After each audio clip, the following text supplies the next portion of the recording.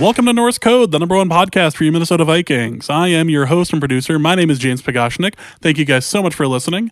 And on the other end of the tin cannon string, we have our analyst and co-host. You know him from numerous blogs and podcasts around the internet, most notably from theathletic.com. So many podcasts. So many podcasts, so many articles. He is Mr. Arif Hassan. Arif, how you doing?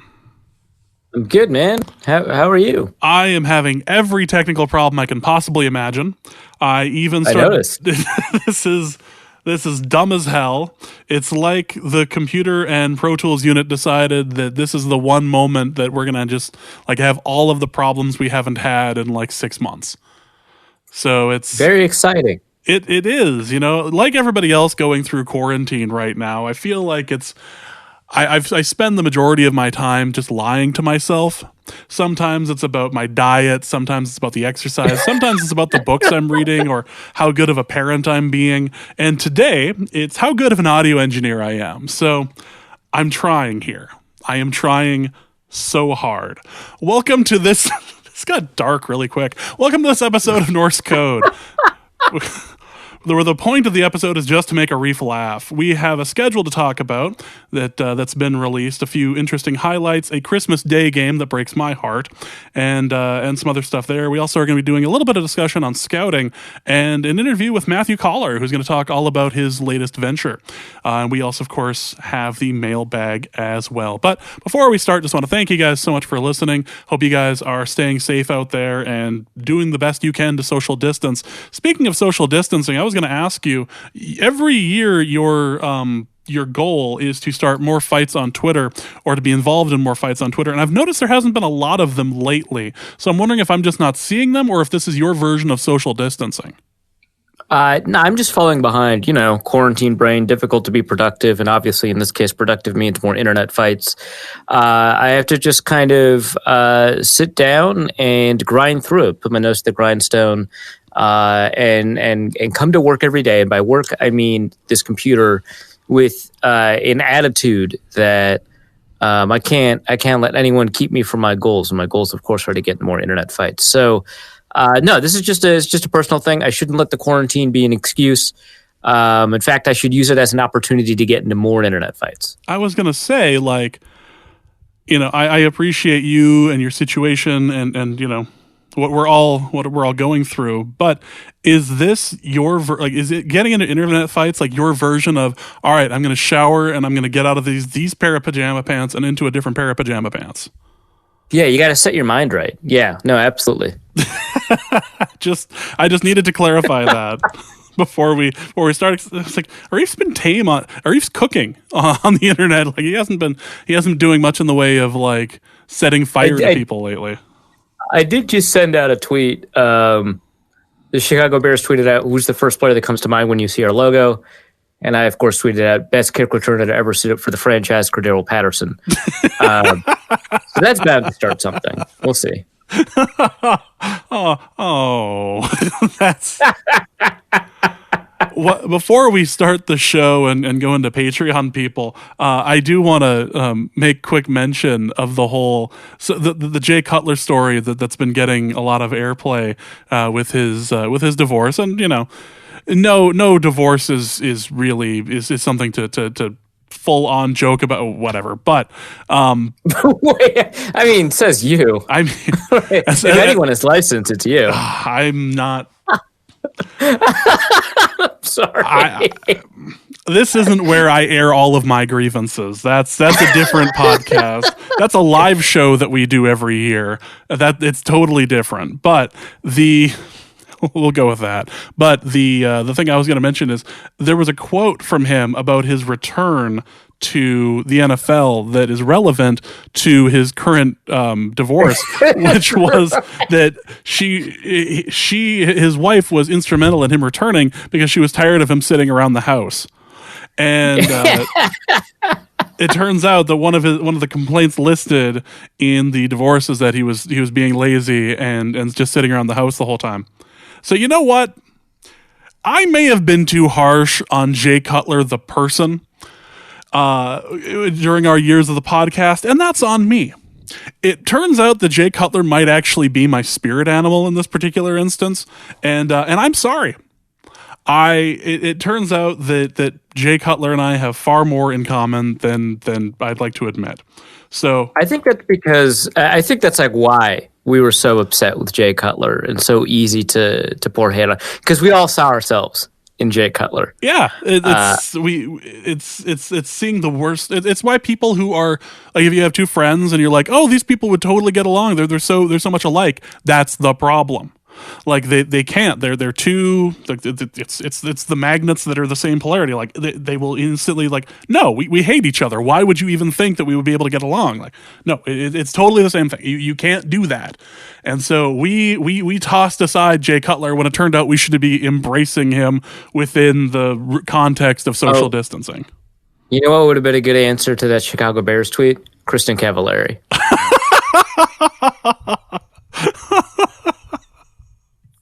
Oh, that's... Oh, well. Opportunity gone. As long as you recognize that now. So welcome to the show. I want to thank you guys so much for listening. Hope you guys are staying safe out there, doing whatever it is you need to do to either stay home or try to avoid the impending apocalypse.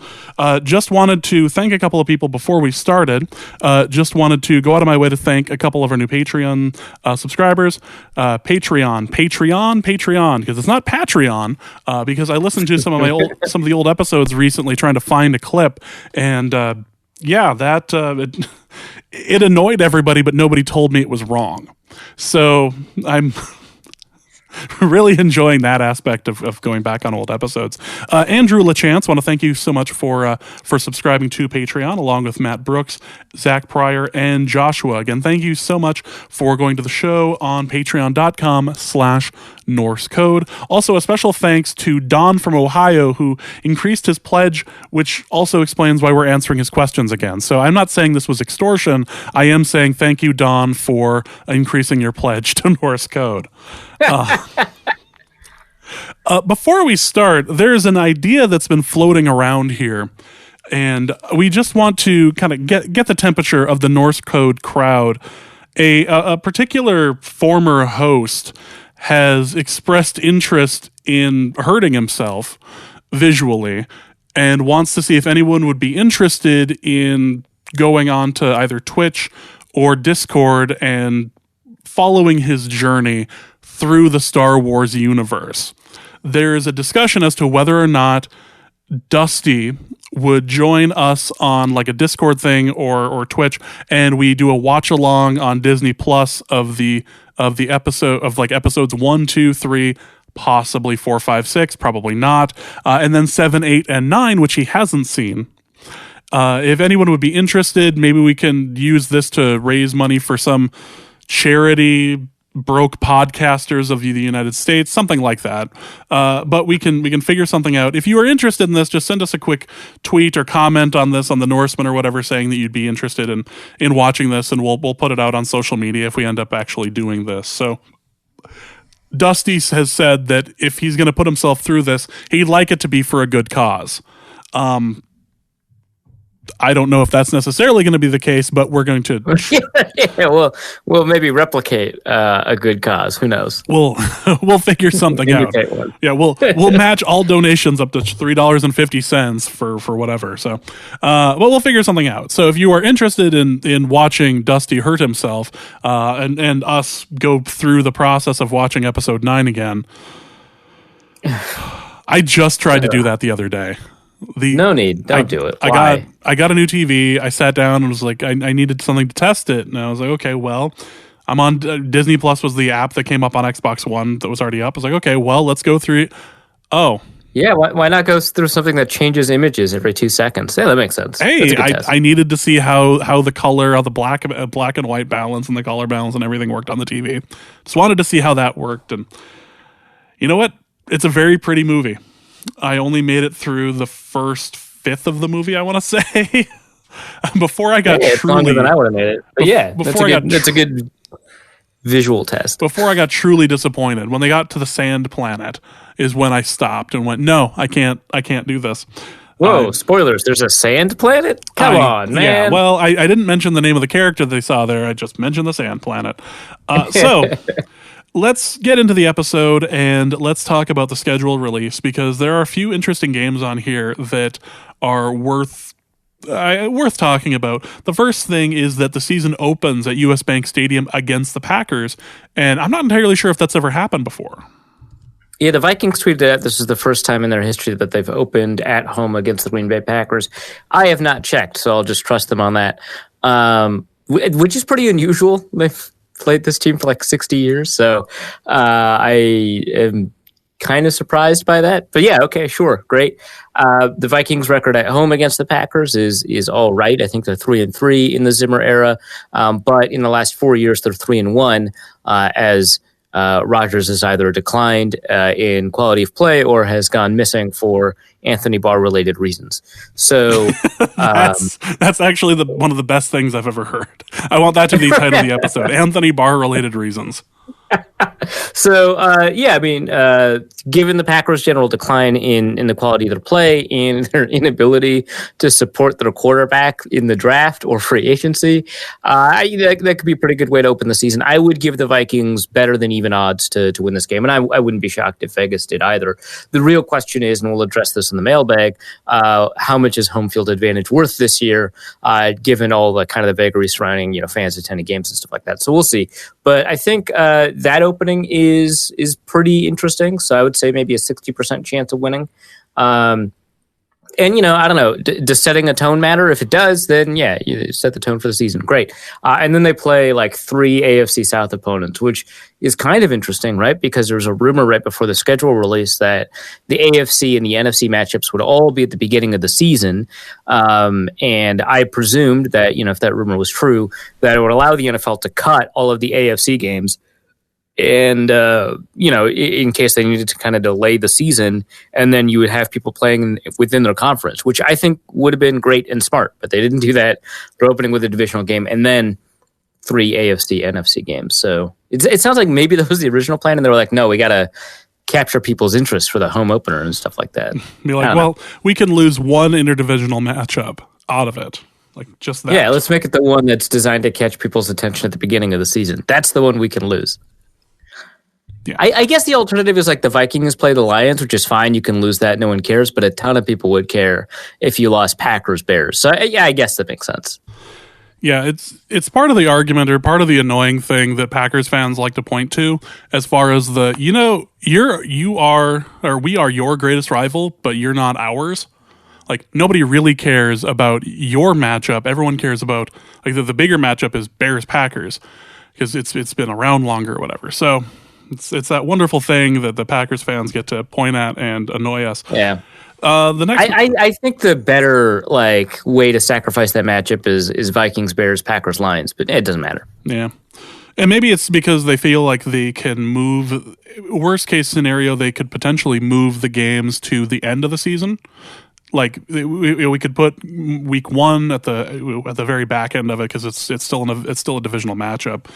I don't know if that's necessarily the thought process, but it could theoretically happen. And a lot of these games, especially in the beginning of the season, we can likely expect there to be a no fan situation, which that's going to be weird, and it sucks. But because I know you were looking forward to potentially going to Indianapolis again, because I know you had such a good time and didn't get sick at all at the Combine, so and you can go out and use that big list of restaurants and everything that was donated to you. So because week 2 is at Indianapolis at Lucas Oil Stadium. Yeah, so we'll see if media can travel or fans can travel. But I expect that to be a Vikings win as well. I would say that there's a higher likelihood of a Vikings win despite it being a road game. That's something where I don't think Phillip Rivers has it anymore. I've been a huge Rivers defender. I think that when did this opinion of yours change? Because even last year you were saying that Rivers still had it and Rivers is still good. Did the game against the Vikings change it? I don't know, maybe. But I don't remember precisely what I said about that matchup. I wouldn't be shocked if I was hedging my bets because I very often hedge my bets. And if I did, I'd probably said something along the lines of, I wouldn't be surprised if Rivers was good. He could turn it around, but he clearly hasn't. He doesn't have it anymore. Yeah, I don't know. He's washed. And yeah, you know that I've defended Rivers a lot. I have picked the Chargers to be the AFC representative for the Super Bowl a number of years, much to my chagrin.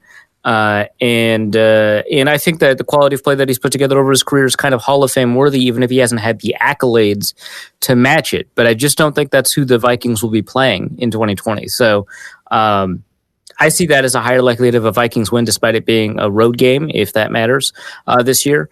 And there's not a ton in terms of supporting cast there. I mean, they've got a great offensive line. They've got one receiver in T.Y. Hilton. The defense is getting better. I don't know if I would call it great yet. So, yeah, I think that if your weak link is quarterback, like it was for India last year, that's a concern. So, yeah, I would argue that that's likely a win too. Phillip Rivers as a Hall of Fame caliber quarterback. I'm not sure about that. I'm not sure about that argument. He's not going to get in. He well, as long as you admit defeat during the initial stages of it. But like the problem is Eli's going to get in, right? And if I'm deciding between Eli and Phillip Rivers for the Hall of Fame, I'm absolutely picking the better player. So that's the problem. But yeah, Rivers doesn't have the resume to get in. If he had won one of those runs at the Super Bowl, especially in the Schottenheimer era, that would have been great. But yeah, he's not going to get in. If we're looking at purely like the most entertaining players we could have, not necessarily great, but entertaining. There are a few players that have entertained me more with their interceptions than Phillip Rivers at the end of games. Oh yeah, incredible! And what's great is that you still have that natural comparison to Eli because his responses to interceptions are extremely entertaining, like the opposite direction, like a totally different character of interception response. But yeah. Oh no! I mean, like in the modern era, it would be him. It would be Eli. It would be let's say Cutler. Like just fantastic, amazing highlight reel worthy interceptions at the end of games. The next game is Tennessee Titans at US Bank Stadium. That's an interesting matchup. Yeah, I don't know what to make of that. I'll ask Coller about it because he wrote about every quarterback matchup recently for Purple Insider. But yeah, I think that Tannehill is a question mark. You know, there's every real possibility that he just had like a Foles 2013 season and he's not going to be able to replicate it. But in terms of PFF grade, passer rating, QBR, whatever, he led the league in efficiency in a lot of ways. So, he was the most efficient quarterback in the NFL last year, which is not to say he was the best or anything like that. And if he has the capability to continue that, whether or not he's hidden by like play action or whatever, that's going to be kind of fascinating. I have no idea what kind of quarterback Tannehill is. The Titans are clearly invested in Tannehill for this season, so we'll know because we'll have at least 2 weeks of play to kind of evaluate him, but it's not going to be enough for us to be certain about the kind of quarterback he is entering that game. So that's going to be pretty fascinating. Obviously, they've got some talented players like A.J. Brown. The defense maybe is not as talented as it has been in other years, but there's still some pretty good players there as well. I'm curious. I like that defensive line. I like the receiver core, especially if Corey Davis takes another step. And obviously Tannehill is kind of fascinating. But yeah, that game is much more of an unknown, really. And I'm kind of curious about how that'll play out. And that. If I were forced to guess, that would be another W. I've racked up 3 W's for the Vikings already. But you think about it in terms of odds, and I would say, hey, there's a 60% chance here, a 75% chance here, a 60% chance here, and you end up with 3 games where they're the favorites, and something like a 30% chance that you'll go 3-0 at the same time. Probability is weird, but yeah, I would say that's potentially a win. But that one's curious. Week 4 at Houston on Fox, another noon game. So we got 4 noon games in a row. Yeah, I don't know what to make of the Texans defense, but the offense will also be interesting without DeAndre Hopkins. I think given that they've got like a reasonable receiver core, I mean, like Brandon Cooks is fine, Kenny Stills is fine. I guess I don't love Randall Cobb, but Kiki Kuti could do some stuff. Will Fuller is obviously kind of their lead guy. I'm curious about that, but Deshaun Watson is an immensely talented quarterback, and that's going to make up for a lot. They have improved their offensive line. I'm kind of curious to see how Max Sharping will improve in year 2. Laramie Tunsil did really well. Titus Howard was, I think, a surprise. I called him a huge reach, and he's done actually pretty well as a rookie. So that offensive line is getting better, which is something critical. I don't expect David Johnson to do a ton, but they've got Duke Johnson as well, and I don't expect that running game to matter much. But it's going to be kind of interesting. I would say that is probably a loss. Like, not only is it on the road, but you're up against, I think, probably a better quarterback. They have J.J. Watt, and I guess Whitney Merciless hasn't retired yet, and he's still all right. I'm kind of interested to see Justin Reed's development. They've got Bradley Roby from Denver.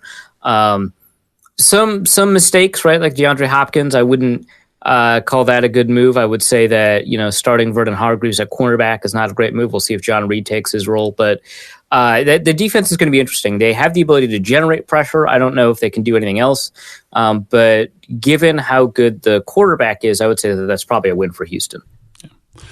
Next one is a Sunday night game at Seattle. Again. We're done. We don't need to talk about this game. All right. I say we lean on you for your Seattle Seahawks knowledge, so I just wanted to see if you had any additional information. I don't know anything about the Seahawks. I've never heard of them. Excellent.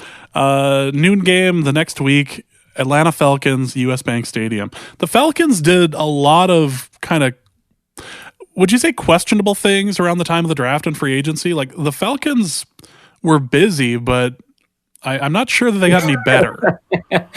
They're busy. I don't know if they got better. I don't love the AJ Terrell pick. People I respect do seem to like it, but was not considered a first-round talent by the consensus board. Marlon Davidson's interesting. I never really liked him as a prospect, but, former edge defender kicking to the inside like a lot of players this year, including, James Lynch for the Vikings. Davidson, obviously more talented player than Lynch, so we'll see. They've already got Grady Jarrett up front, so I don't know that was a remarkable move either way. But they still have Tack McKinley. They have Dante Fowler. I don't see a pass rush from them. If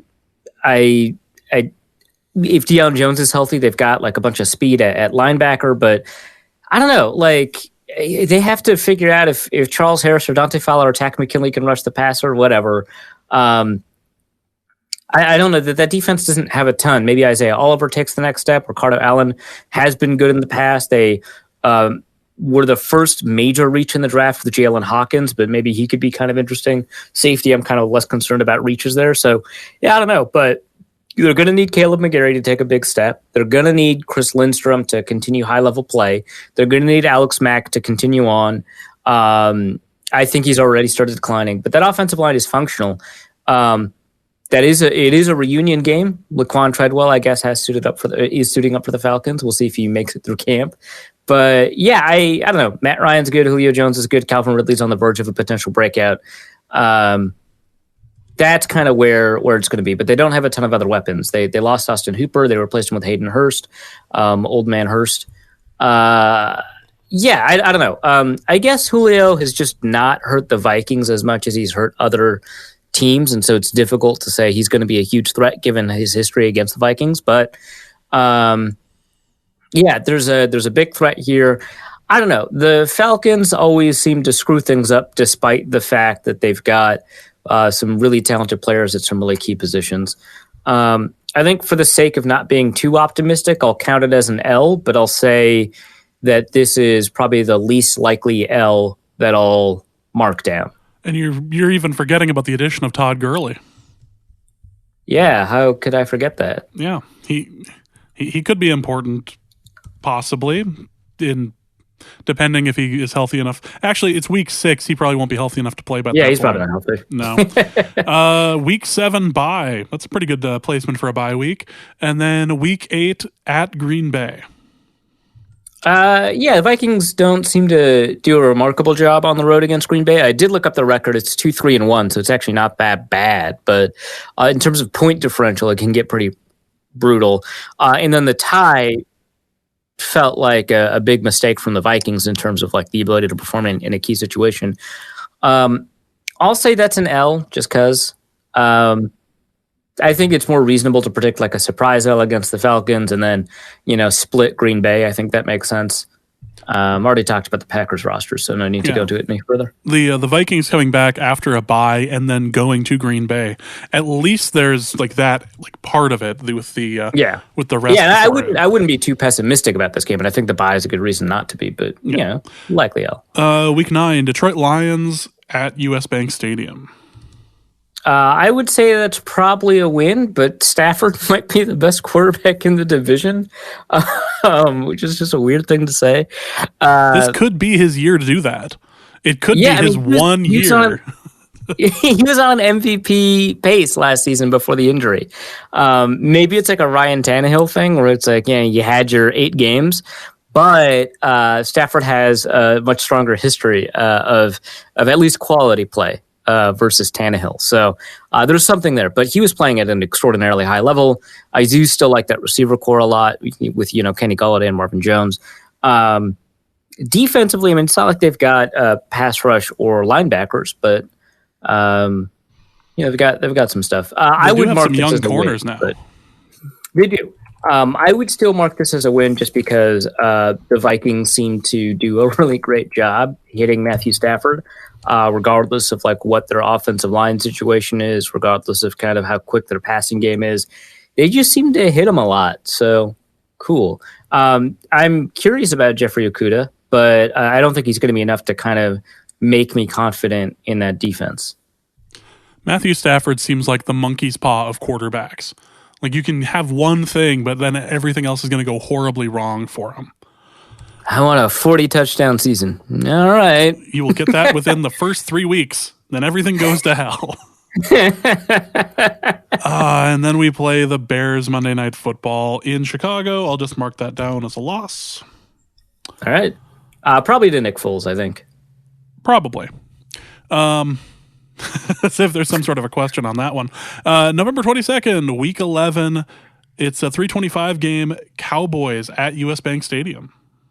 Vikings have done well against Dallas. I've got a lot of respect for Dak Prescott as a quarterback. I think that team is really talented. I think in terms of just offensive and defensive talent, there's actually not many teams fully stacked throughout the roster in the way that Dallas is. Obviously, picking up CeeDee Lamb kind of makes their offense really interesting. But man, the Vikings have just done well against Dallas, haven't they? Yeah, I took a bunch of optimistic games and turned them into L's. Let's take a game where I think the Vikings may have difficult odds and turn that back into a W. Excellent. And we have the return of Teddy. L. All right. Week 12. It's Teddy, and I just traded for McCaffrey in my Dynasty League. Okay. So week 12, Carolina Panthers at US Bank Stadium. You got that down for the L. All right. Yep. Week 13, Jacksonville also comes to US Bank Stadium. Another noon game. That's going to be fun. I hope that we get access to players in the locker room by then. I might just head over to the Jacksonville locker room after that game. Oh, W, by the way. But Gardner Minshew is exciting as a personality. I mean, he's like a whatever player. But I know that's fun, right? Yeah. Week 14 at Tampa Bay. Far and away the favorite of those on Twitter who think that when we ask the question, where should we go for this year's away game? Everyone seems to think, not everyone, just about everyone seems to think that Tampa Bay is the game to go to this year. It's so weird to say, hey, the Vikings are probably going to lose that game. But yes. So I've been on the Tom Brady's on the decline train for a little bit longer. But I don't know. It's not quite like Rodgers. So I'll say that the Vikings probably lose that game. Really exciting receiving talent there. And not just because of Mike Evans and Chris Godwin, who are now the best receiving duo in the league. But I think they've got kind of like a good set of players behind it. Obviously, they just drafted Tyler Johnson, who, 5th round pick from Minnesota. I think a lot of Gophers fans have been a huge fan of him. Justin Watson's been a favorite of mine. He was a 5th round pick in 2018. He has like a over 50% receiving share at UPenn, and then also like tested through the roof athletically. So a really interesting receiving core that they still have OJ Howard, who they might finally use now that they've got a quarterback that loves tight ends, and a pretty decent offensive line. So that's going to be, and then obviously Rob Gronkowski. So that's going to be kind of interesting. I'll say L for now, but another one where you can see them stealing one. Yeah, Gronk as a side note there. Let's go to Week 15, Chicago Bears at US Bank Stadium. That's a home game, so I'm going to say that one's a win. Interesting. Was the Week 17 game last year home game for the Vikings? I'd have to check. Say it was, yeah. Yeah, I'd have to check. I think it was. Yeah, they almost won that game with the backup, so with the backup everything, except for famously Mackenzie Alexander. Yeah, I'll say that's a win. It's at home, so you don't have the weird juju on the road. All right, next game is, what really sucks is I wanted to go to New Orleans this year. I thought this was going to be the game of the year. The fans in New Orleans were going to be so just annoyed and upset at like watching Diggs go onto the field, watching Rudolph go onto the field, and just, great atmosphere for a game. The Christmas game this year, Week 16 at New Orleans, 3:30 p.m. I'm going to be in Vermont. Yeah, I can't abandon this number of kids. My wife will kill me if I go away on Christmas Day for a game. So that's not happening for me either. I'm going to say this is a win, actually. So in low leverage games, the Saints have whipped the Vikings. In high leverage games, the Vikings always just steal one away from the Saints, right? Playoff games, this is going to be basically a playoff game. I'm going to count that as a win. I like the idea that we're going to win is based on the fact that they just can't seem to put us away when it matters. Incredible! What energy is that? How can the Vikings be on the receiving end of that? Remarkable. Of all teams to just have their goat, to just have the ability to just stop them when it matters. I'd prefer it to happen in the division, but if it couldn't happen within the division, this is a pretty good substitute. Right. 2009 is a long time ago, and the tables have clearly turned. It's very weird. Very weird. The final game of the year is, I'm just gonna say that for right now, Week 17. Wow, pessimistic. Yeah, well, here we are. We'll count the W's. I've been putting the W's and L's down. So, Week 17 at Detroit. Yeah, that's a win. I don't even know if Stafford's going to be playing. I mean, he's not actually injury prone. He got that injury prone label early in his career, then played 48 straight, maybe even more, and then you got injured last year. But I don't know, man. It's the Lions. Yeah, who cares? So right now you've got a 9-7 year. Yeah, that's enough. Is that enough for the playoffs, or are we going to end up? Sure. Yeah. Well, we're worried about the NFC West, but I don't know if the Cardinals are quite at the place where they can kind of turn it over. So you've got the 49ers, who I think are going to drop off because Jimmy's not that good, and then you've got Russ and the team I'm not familiar with. They're probably going to do all right. NFC South is going to be kind of interesting, but they're probably going to eat each other. So probably only 2 teams from there. Yeah. So if the Vikings can, I don't know if 9-7 is enough to win this division. I don't have a ton of respect for the teams in the division right now. It is possible, unlikely.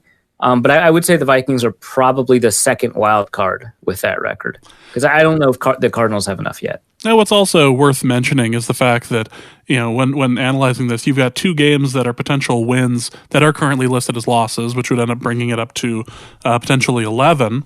And only one of the losses, or one of the wins you have as a potential loss. So, all right, now that you have the Vikings listed as a playoff team for next year, or for this year rather, let's go into a little thing that came in as a question outside of the mailbag that deserved a little more attention. And it was a question that was basically, how much do coaches contribute to the scouting process? Yeah, so this is kind of interesting. It's actually different for every team.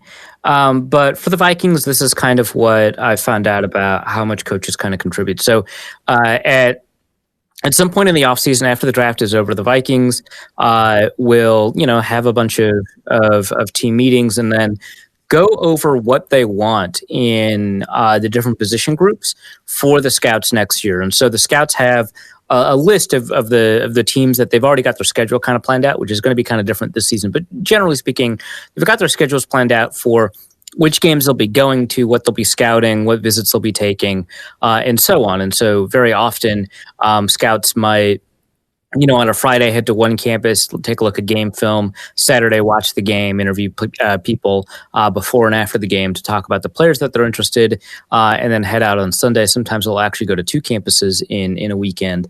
But for the most part, the Vikings will tell the scouts what they're already looking for before the college season starts. And so they give parameters. Like, so for example, at defensive end, they would say, we're looking for kind of lengthy players to play defensive end, which is not to say turn your nose down at players without a large wingspan, because we might be able to convert them to defensive tackle. But we're looking for these parameters. We're looking for explosion more than quickness. We're looking for strength more than speed, or something along those lines, right? So they'll figure out kind of what they want those position parameters to be, what kind of players that they're looking for, what psychology of players that they're kind of looking for, and they tell their scouts beforehand, these are our parameters.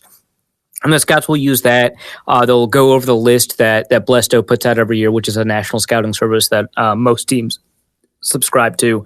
They're, in fact, one of the major services that organize the combine invite list. Blesto puts out a list of players to watch every year. And they'll go through that list as well to make sure that they can identify those kinds of players. And then when they turn in their evaluations, I think, at the end of every Saturday, when they turn in their evaluations, some scouts are a big part of the January, February, and especially March process, and some scouts are not. Depends on the team. But from my understanding, the Viking scouts have a role to play in finalizing that big board. So we want to make sure that every player that they watch, he has film on and he has final say on the big board. But that's when coaches, participate, and so position coaches will be watching college game film of those players that they're interested in come January and February. And then depending on, the Vikings role, in the season, they might be coaching at the Senior Bowl or at the Shrine Game. The Vikings have coached at one of those two for a number of years, especially the Shrine Game. And they'll be using that one-on-one time to get a better read on the players, which is more useful than an interview. But they will be watching the film on these players. Some teams, they explicitly prevent the coaches from kind of knowing what the draft grade is on the player, and some teams, it's not that big a deal. I don't know what it is for the Vikings, but they will isolate players that they particularly like, and so we saw that with DJ Wanham, was somebody that for whatever reason popped out to Coach Andre Patterson as somebody that he liked. And so they'll tag which players, they'll move around players on the board based off of, what coaches like. But the initial board, the basically agenda setting power, essentially, or the anchoring bias comes from the scouts and to some degree the general manager. And so the board is set, and then the coaches have the ability to kind of move players around on the board, but only in the context of a board that already exists. And so the coaches don't, at least with the Vikings, don't come up with kind of that final list, but it's not as if, they'll draft someone in the first round that Zimmer's not a huge fan of. And so especially for those early picks, the position coaches will have watched and have given input on all those players and will have, kind of said their piece, and almost certainly will have approved, right, in some way of that player. And so that's probably why you get fewer than 30, possibly even fewer than 20 first round grades for first round players or for players that are drafted, which is kind of interesting. So the scouts will have probably put together 20, 25 players that they consider to be kind of worthy of taking in the first round. And then the coaches will kind of go through it and say, I don't really love this player, or hey, I did my due diligence on him, and I don't really like kind of his makeup, his psychological makeup, and so I don't really like him at this position.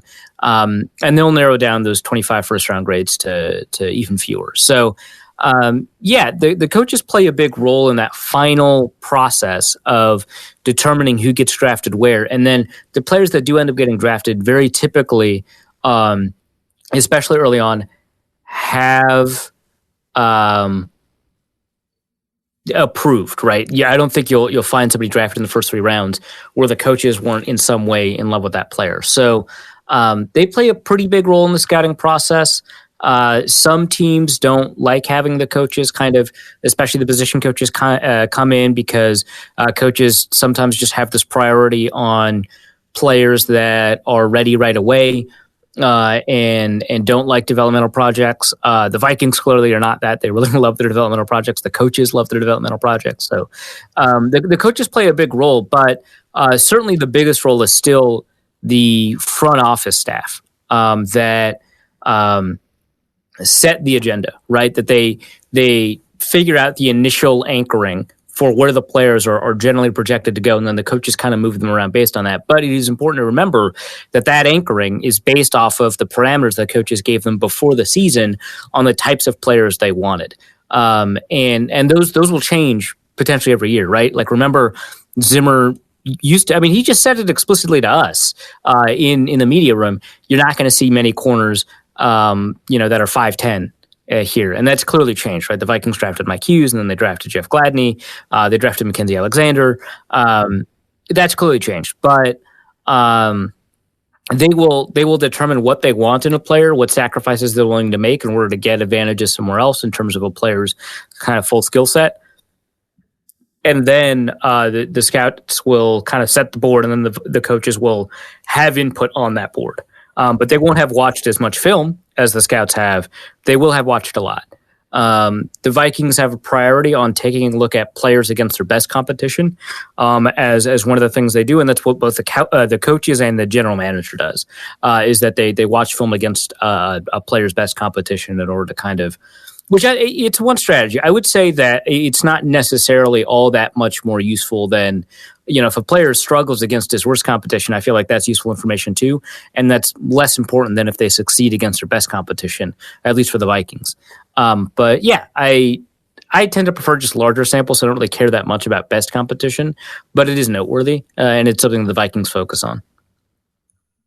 All right, so what we're going to do now is go to an interview that Arif conducted with Matthew Coller earlier today that is going to discuss a bit about his new venture and a bit about his history with the Vikings. All right, I'm here with Matthew Coller, the owner-operator of Purple Insider, a new platform that he's put together since, unfortunately, being impacted by the COVID-19 epidemic and being let go from SKOR North. But let's not focus on that. Let's talk about Purple Insider. Tell us about kind of what the goals of Purple Insider are, and how you're doing. I didn't even say hi. And kind of what things look like for you. Yeah, first, this is kind of weird, Arif, because usually I've been the one interviewing you for all the years that we've gotten together for conversations. So now I'm the one answering the questions, and that feels strange. But I appreciate you having me on to talk about Purple Insider, because our station at SKOR North that we had been working really hard to build up, myself and crew, we got hit really hard. And Hubbard Broadcasting, like so many other businesses in the world, really crushed in revenue by the lack of ad sales, with so many other businesses struggling and things like that they had to make some cuts. And unfortunately, I ended up on the wrong side of those cuts. But the first day that I didn't have a show and I made the announcement, sorry, this is what happened, everybody, if you were trying to tune in to hear the show, someone with the Minnesota Vikings called and said, hey, if you end up starting another website or a podcast or whatever, then you can keep your credential. You can keep coming out to TCO Performance Center and US Bank Stadium and continue covering the team in the same way you did before, because we know you and have a relationship with you. And at that moment, it was pretty much like the light flipped on. Like, I have to find a way to keep doing this, because if I go out and try to get a job at other radio stations, no matter what market you're in, if I tried to stay in Minnesota or go somewhere else, they're all having the same problem. They're all furloughing people. They're all cutting people back. They're not adding right now. And maybe a year down the road, we're talking about a completely different situation. My gosh, I hope so, that everyone's back to work and that the economy is bounced back and all these things. I really am hoping for it.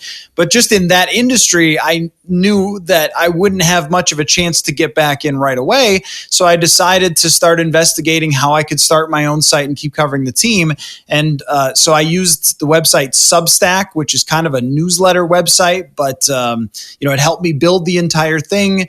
You could put audio on it and my writing and everything else. And so I'm working on also getting a podcast up and going, again, and things like that. So I can kind of bring back all the old elements of my show. And the response from Minnesota Vikings fans has just been mind blowing. Like, I never expected this many people to come on board. I thought, if I get a couple hundred people to sign up, then I'll be really happy and start to build an audience. And as of this conversation we're having now, I'm just about to hit 3,000 people have signed up in some way or another at Purple Insider. So it's been an absolutely incredible response. And usually I wouldn't say that I am blessed, because I leave that for the athletes. But that's how I feel, honestly. So I can't thank Minnesota Vikings fans enough for jumping on board and really helping me out here. And now I feel like, okay, like it's time to get going and time to get back to work. And I'm doing pretty much the same stuff that everyone saw at Score North.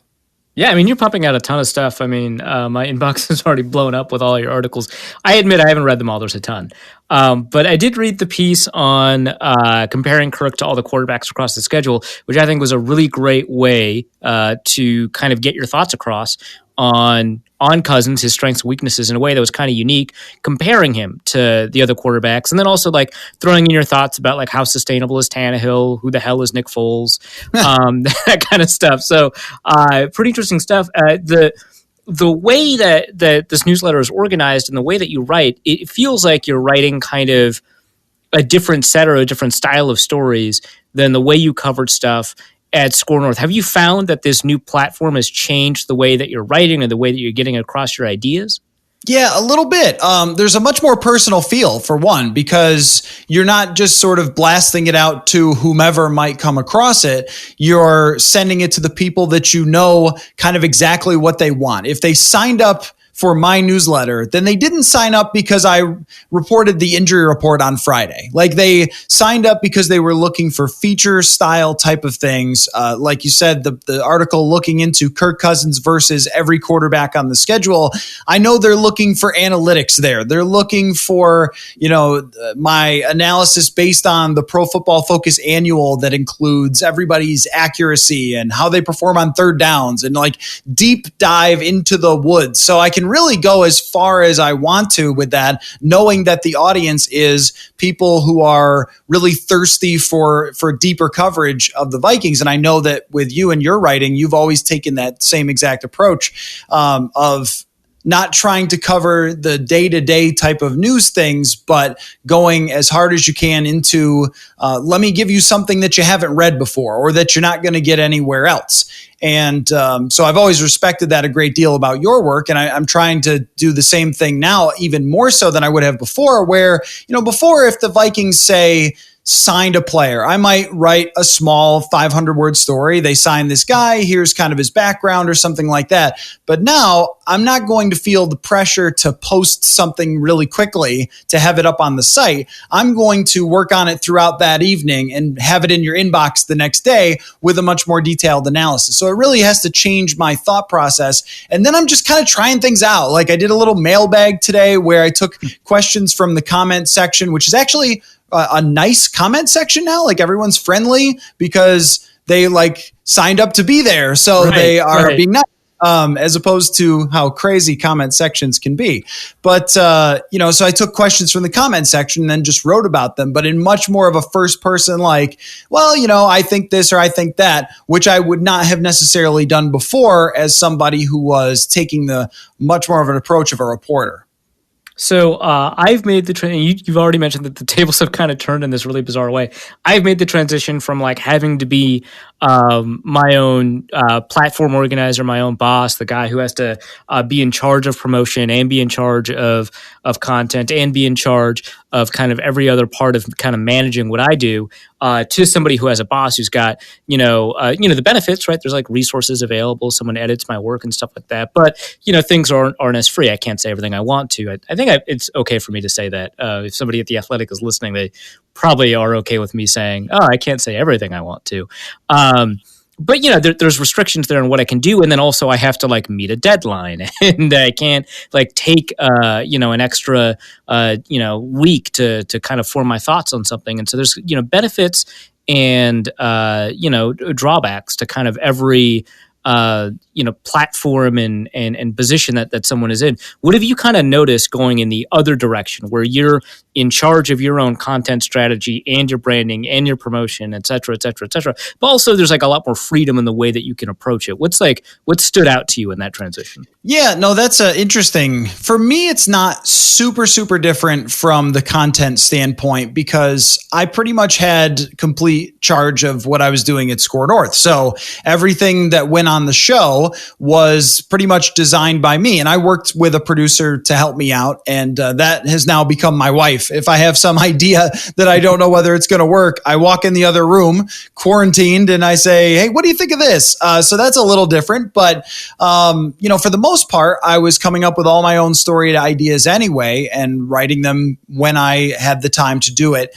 So I'm kind of doing the same thing here. It is very different not having a 2-hour show every day. So I don't have to go into an office and take the time to travel and so forth. That was kind of taking up a big chunk of the day. So I feel a little more free there. I think more of the promotion side and how I'm handling the Twitter and everything else. Like, it is never something I've had to do before, to say, hey, I really would love you to come over here. And if you want all of my stuff, you have to pay for it. I'm sorry. I apologize. You know what I mean? Like, it's just, this is where, even though I'm not native to Minnesota, I am Minnesotan in this way, that I kind of want to apologize, even though, what I'm bringing, I think, is unique and is valuable and such. But even typing it into the website when I was designing it, of like, how much do you want to charge per month? It's like, well, nothing is what I would love to charge per month, because I've never had to before. But if I want to keep doing this, I have to charge something. So that part has been hard to kind of promote it on Twitter and be pushing my stuff out there and be more of a sales pitch type of person.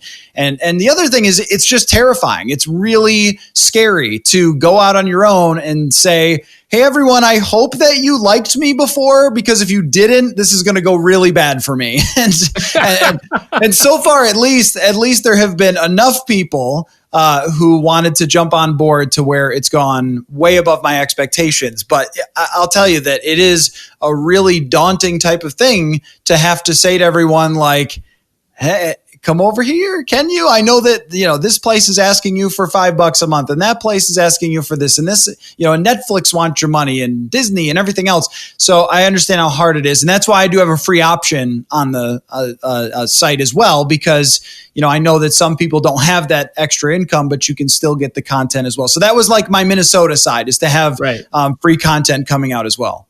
Well, so that brings up something kind of interesting. I think a couple months ago, before everybody was impacted by the COVID-19 pandemic, you could pop. You probably didn't. I'm poison brain, so I did it. But you could pop under Reddit, and you could see somebody saying, who's your favorite or least favorite beat writer, or here are all the issues I have with X beat writer. And man, did you have the opposite of a fan base on Reddit? People hated you, but also people loved you. Like there were people who absolutely loved your stuff, stuck up for you. There are people who absolutely hated your stuff, which I think is preferable, right, to not having a much of an opinion either way.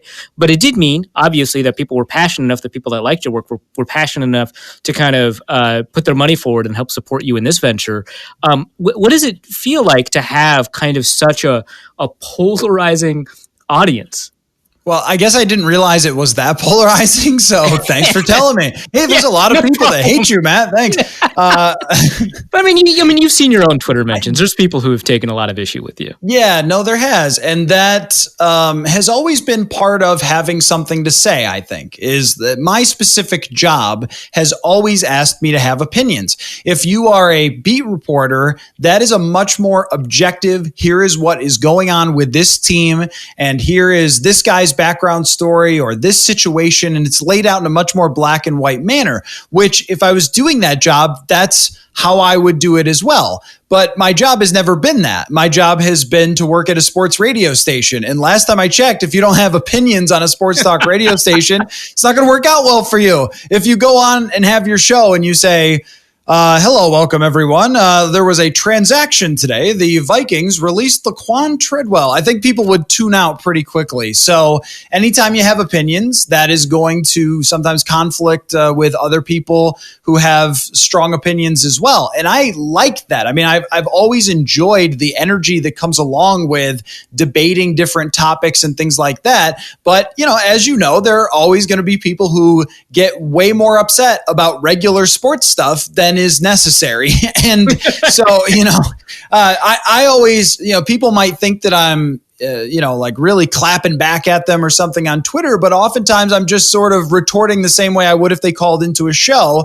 And I am enjoying the conversation, but I understand that I don't always come across on social media like the same if you could hear the way I was saying it maybe. But, I love that part of it.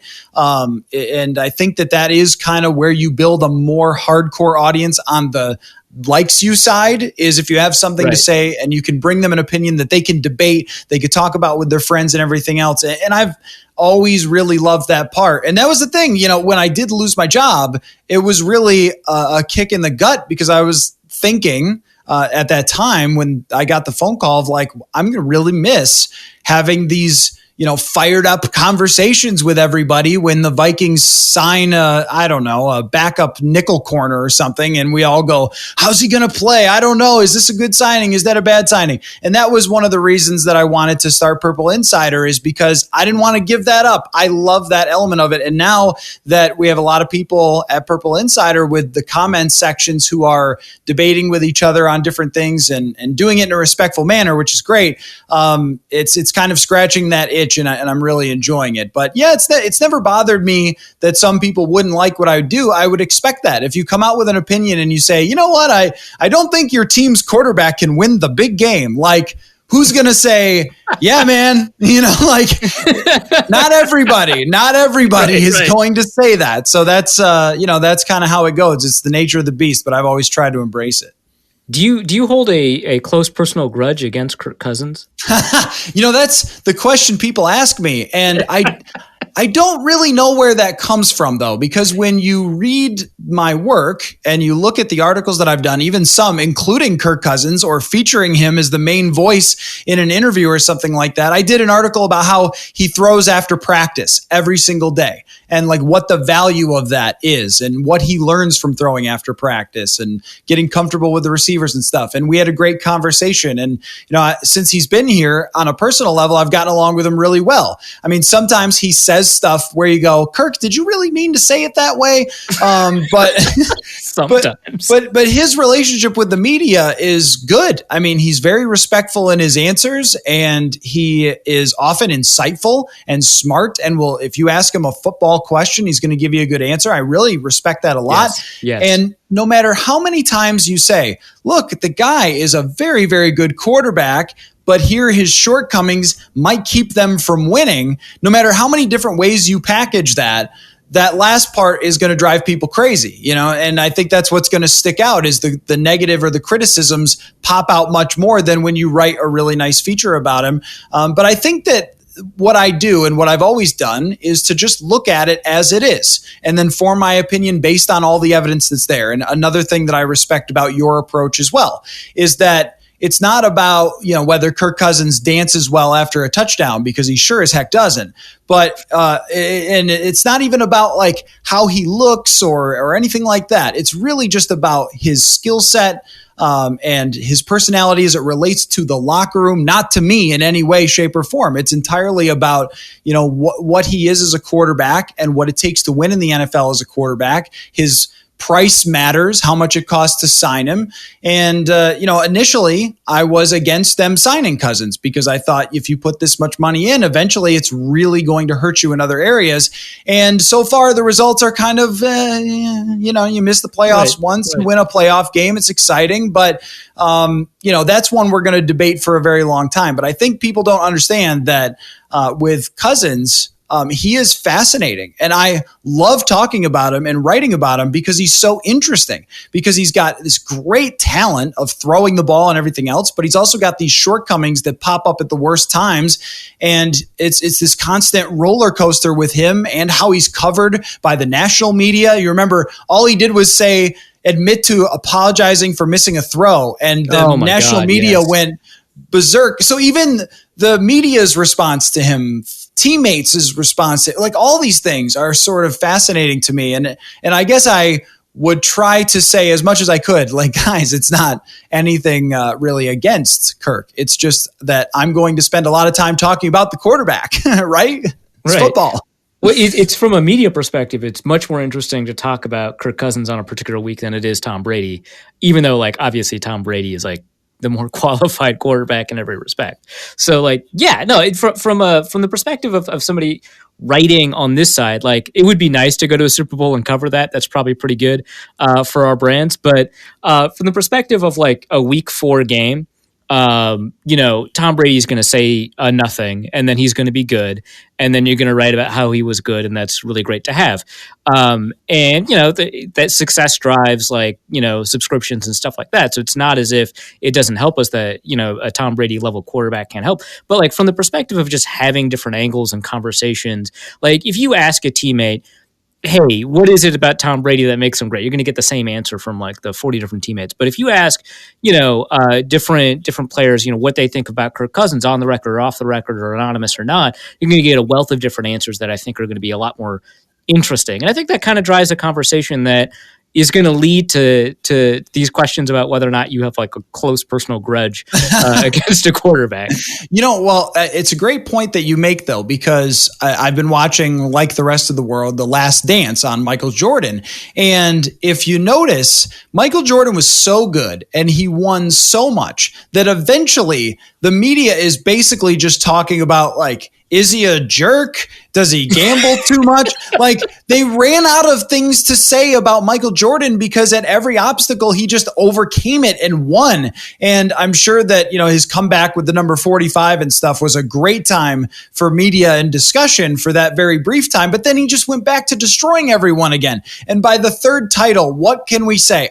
They have drama in the locker room or drama with their general manager. Great, because we can't analyze his game anymore. With Cousins, there's always things to analyze in his game, his strengths, his weaknesses, how his supporting cast impacts him, how Gary Kubiak is going to impact him by being his play caller, like all these different things that go into it with him, and where he could still get better, where they can mitigate his weaknesses, all those things that we actually get to talk about his game. If someone has no weaknesses, it's kind of like I've always been anti-Superman. I don't know if I've ever told you that. I'm not a big Superman fan. The guy has no weaknesses except for a green rock, which for some reason everyone seems to stumble upon. Like, come on. Right. If you're Batman and you don't have superpowers and you have like a kind of a tough background and stuff, people can get to you in different ways. And there's a never ending amount of fascinating storylines with Batman. So I guess that's sort of the same way with Kirk Cousins, that he has enough strengths to where we can really look into why those are his strengths and enough weaknesses that we can dive into for the same reasons. All right. Kirk Cousins is Batman. You heard it here first. Yeah, that's a weird comparison. I don't think that holds up. Batman's more athletic, that's for sure. No, Kirk always says he's got underrated athleticism. He needs to use it more. I don't want to convince people that they're right about the hating Kirk Cousins thing. We've responded to that comment. All right, well, let's talk a little bit more about kind of the direction that you're going in. So you already mentioned that you've got a podcast in the works. I was going to ask about whether or not you're going to kind of move to additional platforms. What are your plans for that podcast? Is it going to look a lot similar to the podcast you had with Score North, or are there going to be some differences? Yeah, very similar to the Purple Daily Show. Myself and ESPN's Courtney Cronin are going to be doing it. Sage Rosenfels, the people from Pro Football Focus, like all those same elements that if you listen to the show, then you're going to enjoy this. And it's not going to be every single day, but a couple of times a week. And I'm going to have it across platforms like everybody else, Apple, Spotify, all those things. But my main goal is to just bring the same type of in-depth talk that I'm doing to my writing and that I always tried to do with Purple Daily. So, I've had a couple of shows that are recorded and ready to go as soon as everything gets launched, but breaking down the quarterback schedule with Sage Rosenfels. And it's fascinating to get a former NFL quarterback's perspective on each quarterback because he just sees things that we don't see as reporters. No matter how much we study the game, there's nothing like being actually on the field like he was. So, and then I'm bringing, someone from Pro Football Focus on to talk about the other half of the quarterback schedule and look at it from an analytical perspective. So trying to really just cover all the different viewpoints from a reporter standpoint, from someone like Courtney, or from, maybe I turn the hot takes up to 11 every once in a while and get people to react to it, just, occasionally. But, it's the same sort of goals, is like covering every element, but also bringing an entertainment aspect to it, because I just think if you're being vanilla and you're not having like hardcore opinions, well, then it doesn't get you excited as a fan. And one of the things about football is that we spend much more time getting excited about stuff that's not happening than actually watching football. So, should they trade for this guy is like, okay, I bet we'll spend more hours on should they sign a lineman? Should they sign a corner? Should they bring Everson Griffin back? We'll spend way more time on all of that speculation than we will actually sitting and watching games. And that's part of what makes the NFL great. So I'm trying to kind of take every element and mix it in to one podcast, which will have the same name. It'll be the Purple Insider Podcast as soon as we get it out, which hopefully very soon. That's fantastic. And I'll echo what you said about Sage Rosenfels. Just an incredible person to have on hand. Even just standing next to him in training camp has just been a remarkable education. I remember a couple years ago, I won't name the quarterback, but I remember a couple years ago, I was just standing next to Rosenfels, and 2 dropbacks in, Rosenfels is like, he doesn't have it. And you're like, what the hell are you talking about? And he's like, we can't, he doesn't understand the play progression. And he broke down live while we're watching these plays, the progression of the play and what the quarterback should have been doing and what he wasn't doing. And how, the quarterback, how his experience in college kind of trained him to make the wrong reads. And it was somebody that didn't last very long. I think people expected him to last a little bit longer than he did. And Rosenfels nailed it in 2 snaps. We're sitting next to him in the press box, something I was only able to do twice. But that's been remarkable. I mean, people are impressed with Tony Romo's ability to predict plays. And Rosenfels is just remarkable. In fact, he's bored with Romo. He's like, that's not interesting. So I've had the exact same experiences as you with that, where in training camp, he actually watched one of the first training camp practices with me and said, Browning is making the team over Kyle Sloter because he clearly knows where to throw the football, and that's what they're going to judge it on. It was like, oh, okay, well, I wouldn't have known what that progression was, but he played in Gary Kubiak's system for several years in Houston, so he knows exactly what it is. And then I got to sit next to him in Chicago when Cousins struggled so much and got basically a live breakdown. And I remember Stephon Diggs was running wide open, and he slapped me on the arm. Like, he was so wide open, slapped me on the arm. And I was just like, not necessary. I saw it, okay? I love having Sage on hand. He's great. Okay, well, let's. You've got other podcast guests lined up. I just want to know how you landed such a good source in Courtney, our draft scout. That's just incredible. Yes. The her alter ego that I invented on the show during draft season, Courtney R. Draft Scout. Her middle name is R, by the way. So right, it's kind of like Harry S. Truman, yeah. Yeah. So, well, her and I just have worked together from the very start, from when she began covering the team in 2017. We've been doing a podcast, and luckily, Score North was with ESPN Radio, so it was a natural connection there.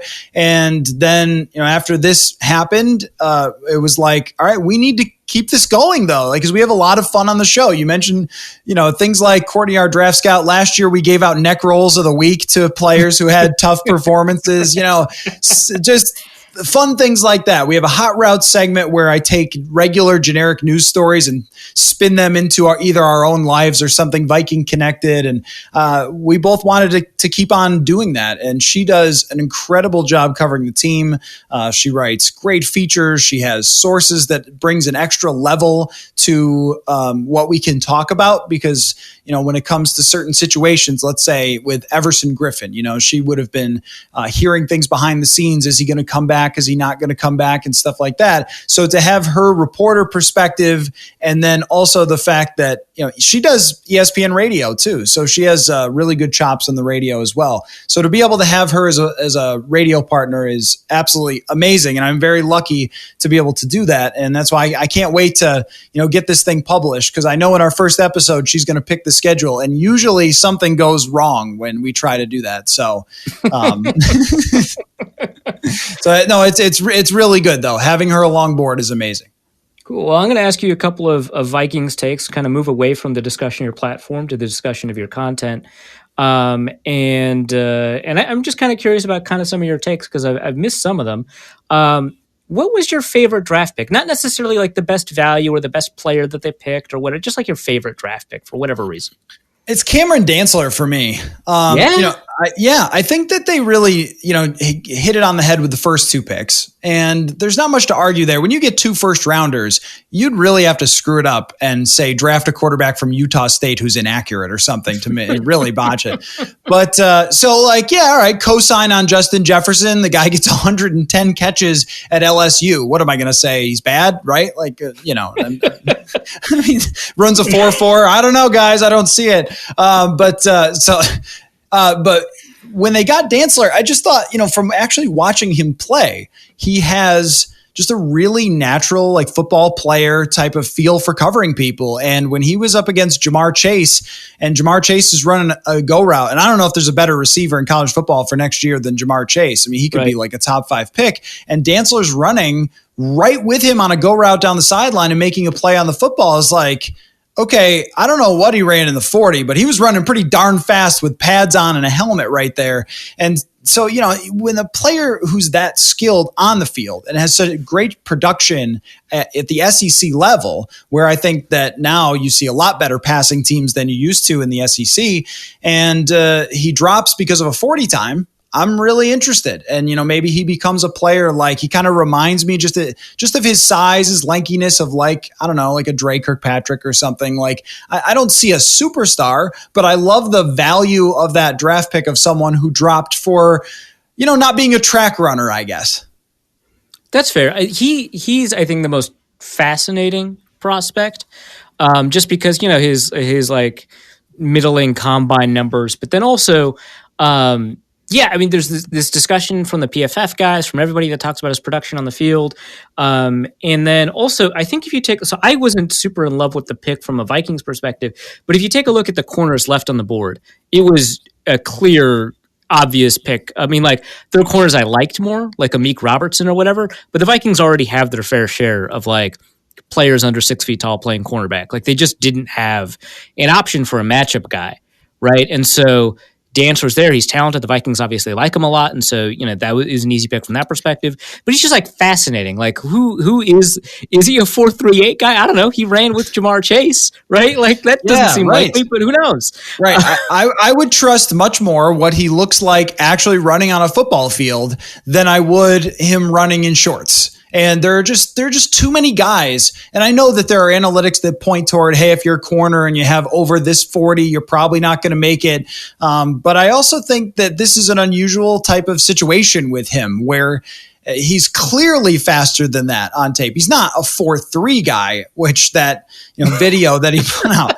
I mean, that would have dropped him on my board a little bit for even putting out that video. That was a mistake. I don't know who told him he ran 4.3, but with the way that he's going to have to play in the NFL, I think the lankiness helps him. His ability to get a hand on the football a lot, even if it's not, making an incredible interception, he seems to be able to, make plays to break up passes and have a natural feel for how to play the position.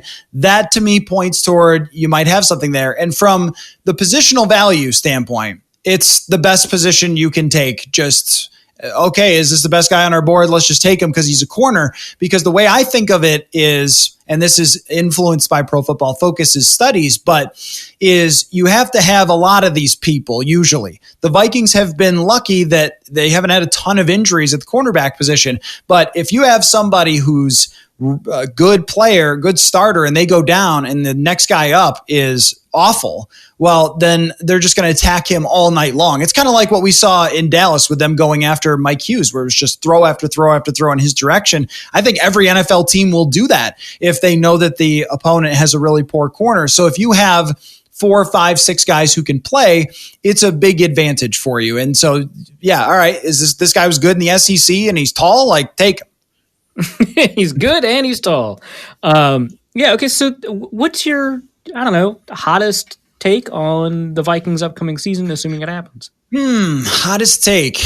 Yeah. Well, I'm thinking about the playing without fans and what kind of impact that could have on the Vikings. And my hottest take that I could come up with might be that they end up ranking worse than 20th on defense. Because the U.S. That's the hottest take. I don't necessarily think that, if I put in all the work and the data and everything else, I probably wouldn't come up with that. But if I'm thinking about what's plausible and what's a hot take here that I could come up with, that's probably it. I mean, having rookie corners is tough. We still don't know what Mike Hughes is. We still don't know what Holton Hill is. And then, if the other guys are getting in, the recent history of rookie corners is not good. A lot of times in their second year, they turn out to be good players, but the first year, really tough. And as good as Mike Zimmer is at scheming, one thing he's had to his major benefit is that home field advantage and that crowd noise. And I've been looking into this and the difference between the Vikings defense home and road, and it's pretty vast. I mean, quarterbacks at US Bank Stadium since it opened have thrown more interceptions than touchdowns on that field. And it's not the same when they're away. I mean, the quarterbacks have been much more successful. And if you think about the quarterbacks who are coming into US Bank Stadium, it's a pretty good slate of players. So, I think that is a big factor for how the defense could perform. But I also think that they have enough weapons on offense and someone running it in Gary Kubiak with a great history that they can still win 9 or 10 games, even if they don't have a great defense. All right. Is there anything else you want to promote? You've already got Purple Insider. Obviously, we talked a lot about that. You've written a couple of freelance things. You did, Bring Me the News. You also, I think, wrote something for Complex. Anything else that we should bring up? I know. That's sort of how it's felt for the last couple of weeks. Is just I'm doing this and I'm doing that, and now I'm over here. I would just say that everything will be brought to you if you sign up for. At least on the free level. On the paid level, I greatly appreciate it. And you get a lot more content if you do that at purpleinsider.com. You just go there. There's a subscribe button, click it, or, you can go to the website. If you go to purpleinsider.substack.com, then you can see the whole website and kind of what it looks like before you sign up. And then just keep an eye out for the podcast. As soon as that's ready to go, that's going to be put out there. But I'll also send out an email blast to everybody when that comes out as well. So, or follow Purple Insider, Purple_Insider on Twitter. There's probably 8 other things I should try to promote or whatever, but I'm getting better at that. But I really appreciate you bringing me on here for sure, because I think that what you've done is built up an audience of people who are looking for unique angles and different takes and things like that because of your work. And that speaks to how much effort you've put into it. So I hope that some of your audience wants to come over and see what we're doing at Purple Insider. I hope so too. I mean, you write good stuff. I like you as a person as well, which is not always the case for people who write good stuff. And I mean, it's true. And your perspective has been, incredibly valuable on the Vikings beat, both in terms of what you publish and then also, sometimes when we're just kind of shooting the breeze at US Bank, just talking about various stuff. So usually we talk way more trash than this, though. Like we do normally. The off the record stuff is usually more jokes about your hair or height. Usually hair or height, yeah. That's been the case. But when we do talk about football, it's been fun. So happy to have you around. Happy that you're still in the Vikings beat coverage. Remarkably happy that the Vikings reached out to you and said that you could keep your credential. Really look forward to working with you on the beat this year. Well, I appreciate that very much, and I look forward to continuing to work with you. And I can say that, the group of people that we have out there covering the team was also a huge motivator. Like that all of you have become friends, and we have a lot of fun covering the team. And I definitely didn't want to give that up, so I'm glad to be around. And can't wait to have you on the podcast too. That we'll do like tennis, sort of ping ponging back and forth between who's on whose podcast, I guess. Yeah, sounds like fun. All right, man. See you around. Thanks, Arif. All right, let's go to the mailbag. And the first question is from Bob Marks, who asks, do you think, to be fair, the Chargers will have to pipe in visiting team fan noise at their home games? Yeah, sure. Why not? That'd be hilarious. There is a bit of a discussion about what California is going to be doing for sporting events in the fall because of the way their governor has handled the COVID-19 outbreak. And I guess the Rams have lined up to potentially share the new Raiders stadium this year, which could be interesting. I'm curious as to where the other teams would go. It's not like the 49ers actually play in San Francisco or anything. Right, but I mean, they do play in California. Yeah, I don't know. That's curious. I mean, because like neighboring states have opened up already, or will open up sooner than California seems to want to. So, the Rams playing in Las Vegas would be something. The 49ers, I don't know where they would play. I don't know where the Chargers would play. It doesn't matter where the Chargers would play. No. But yeah, I don't know. That's curious.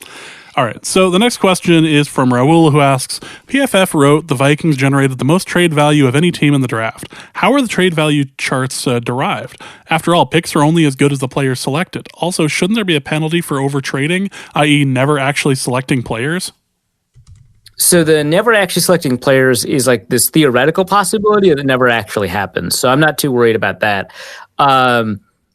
And also, when you continue to trade, you tend to actually accumulate value in a world where you, quote unquote, never actually select a player because you get future draft picks around earlier. And so you end up, turning a 7th into a 6th into a 5th into a 4th into a 3rd into a 2nd. And by that point, you're probably going to want to pick that player in the 2nd, which is what the Patriots do a lot.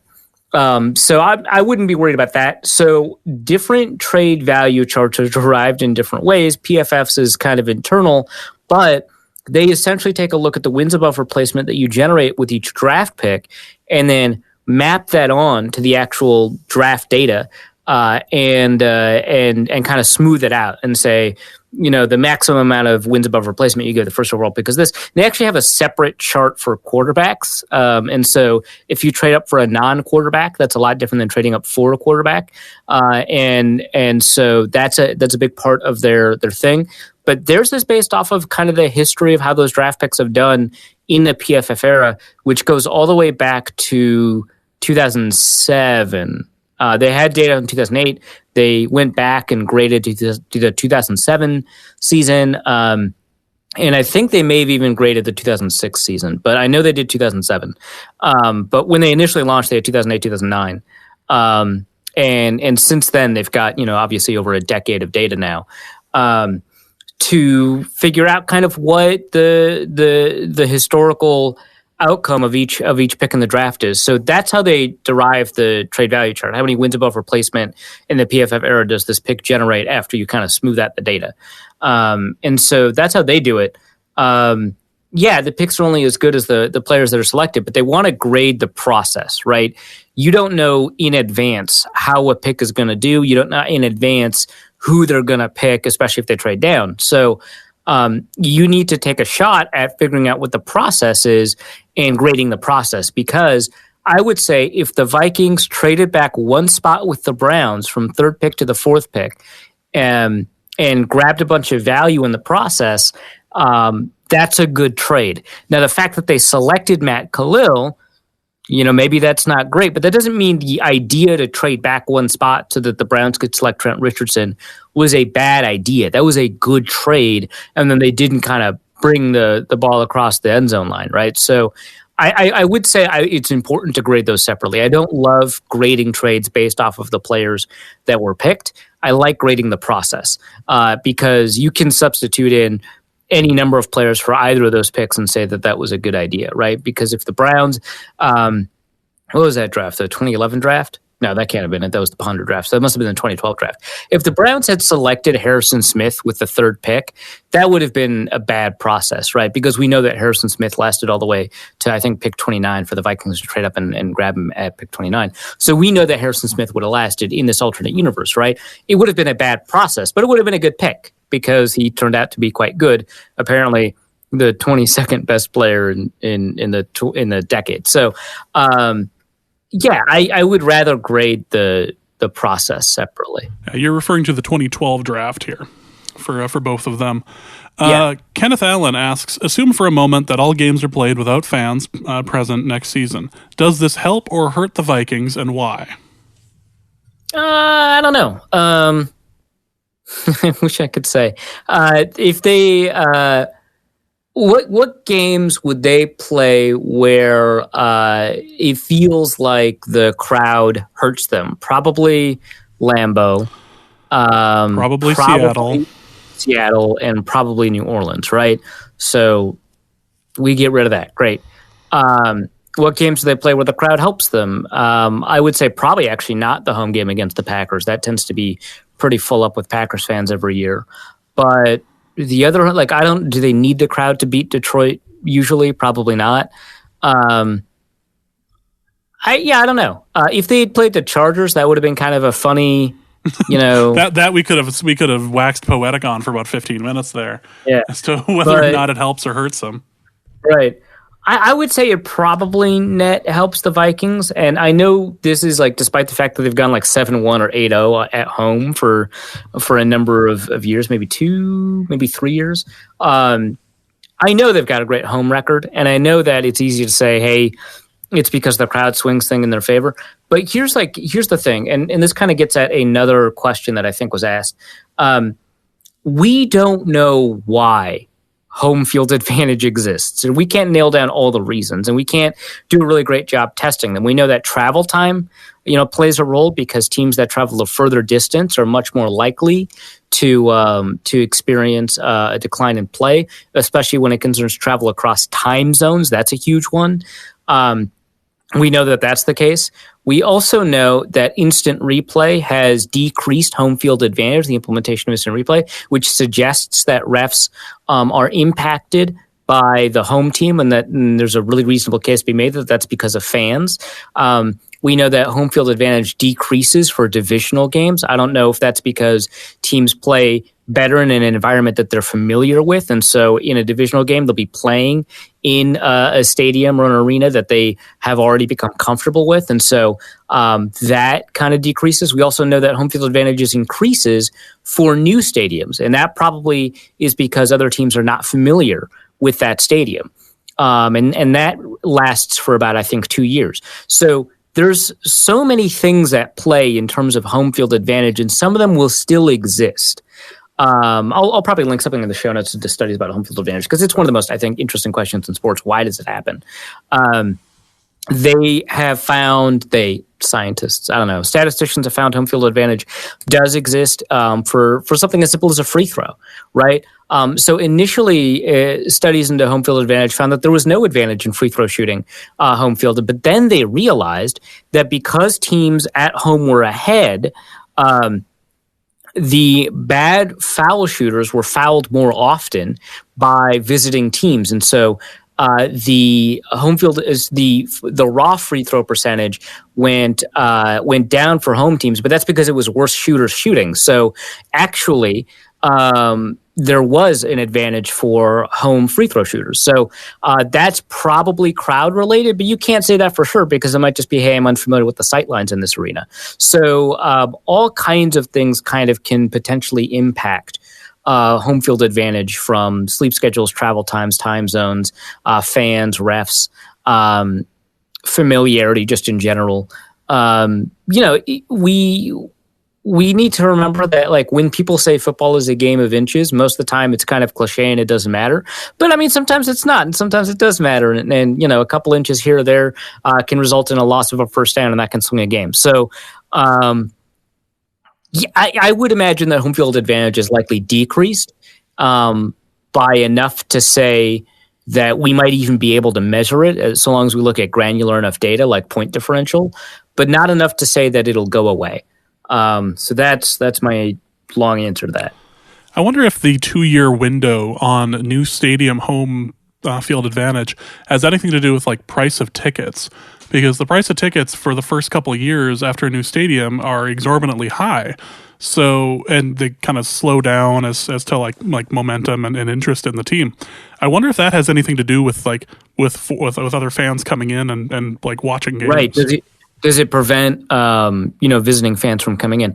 Maybe. I would say my very, very anecdotal experience of US Bank Stadium would say that that's not necessarily the case. I saw a bunch of Packers and Bears fans. But I think that there's probably something to be said at large, and whether or not it's a temporary stadium. And I haven't actually looked at the differences between temporary stadiums and new permanent homes, because temporary stadiums, the prices don't increase. Right. And if there's a study about the differences between the two there, that would be kind of fascinating. All right. Next question is going to be also from Kenneth Allen, who asks, would a move to a 3-4 system mitigate our lack of talent at 3 technique? Who makes up the front 7 in this system? Is it the right move? I don't think it does, because you still need a pass rushing interior defender. And so a lot of, especially modern 3-4s, will have somebody lined up to one gap. And this is something that Wade Phillips did a ton of back when the NFL did do a lot of 3-4 at the time. And actually J.J. Watt was one of the guys that was actually a pass rusher up the interior. So you still had interior pass rushers that would often one gap, which is not to say that like all the 3-4s did that. I remember when Arizona switched from one style of 3-4 to another, their personnel didn't change all that much, but their sack totals went up a lot.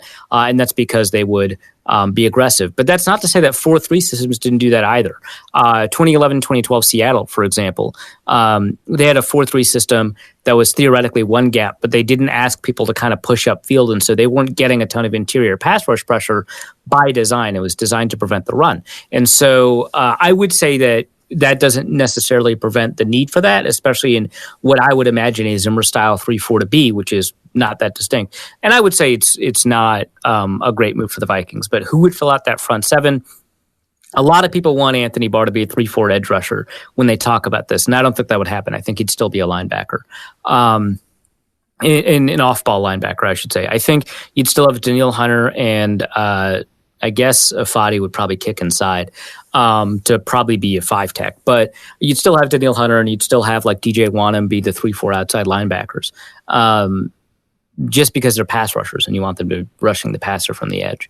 And then on the inside, you'd have Michael Pierce 2 gapping, and then you'd have like I said, a Fadi probably 1 gapping, and then your other inside person could be, I don't know, Jaleel Johnson or Hercules Mataafa. That's actually probably an interesting role for him. Or Anthony Zettel, who has done that in his career as a 3-4 guy. So, yeah, I don't think it mitigates that need, but that's probably who your front 5 are. And then you've got, Barr and Kendricks behind him. It kind of doesn't matter, though, because, again, the base defense in the NFL right now is nickel. And so you'd still have only 4 pass rushers. You'd probably take one of those defensive linemen off the field, and you'd put in, Cameron Dantzler and kick Mike Hughes inside. So it kind of doesn't matter anyway. I don't think it's the right move. I think that despite the fact that Danielle Hunter was projected to be a 3-4 outside linebacker in the draft, I think he's much better as a pure pass rusher. It's not that much of a difference in terms of what you're asking 3-4 outside linebackers and 4-3 defensive ends to do. Really, the only things that change are whether or not your center of balance is tilted forward as a defensive end with your hand in the dirt, something Jared Allen loved to do, and which foot is upfield, and that changes your technique. And it changes like your gap assignments a little bit too. There's other small changes, but for the most part, the transition is relatively simple from 4-3 defensive end to 3-4 outside linebacker. It used to be people thought that 3-4 systems made it easier to design interesting blitz patterns, but given that we've seen down defensive linemen drop into coverage so much recently anyway, I don't think that's even true anymore. So you wouldn't even be able to say, hey, this is a better way to use Anthony Barr as a blitzer. I think you'd use him as a blitzer the same amount either way. So it's not a big deal to me.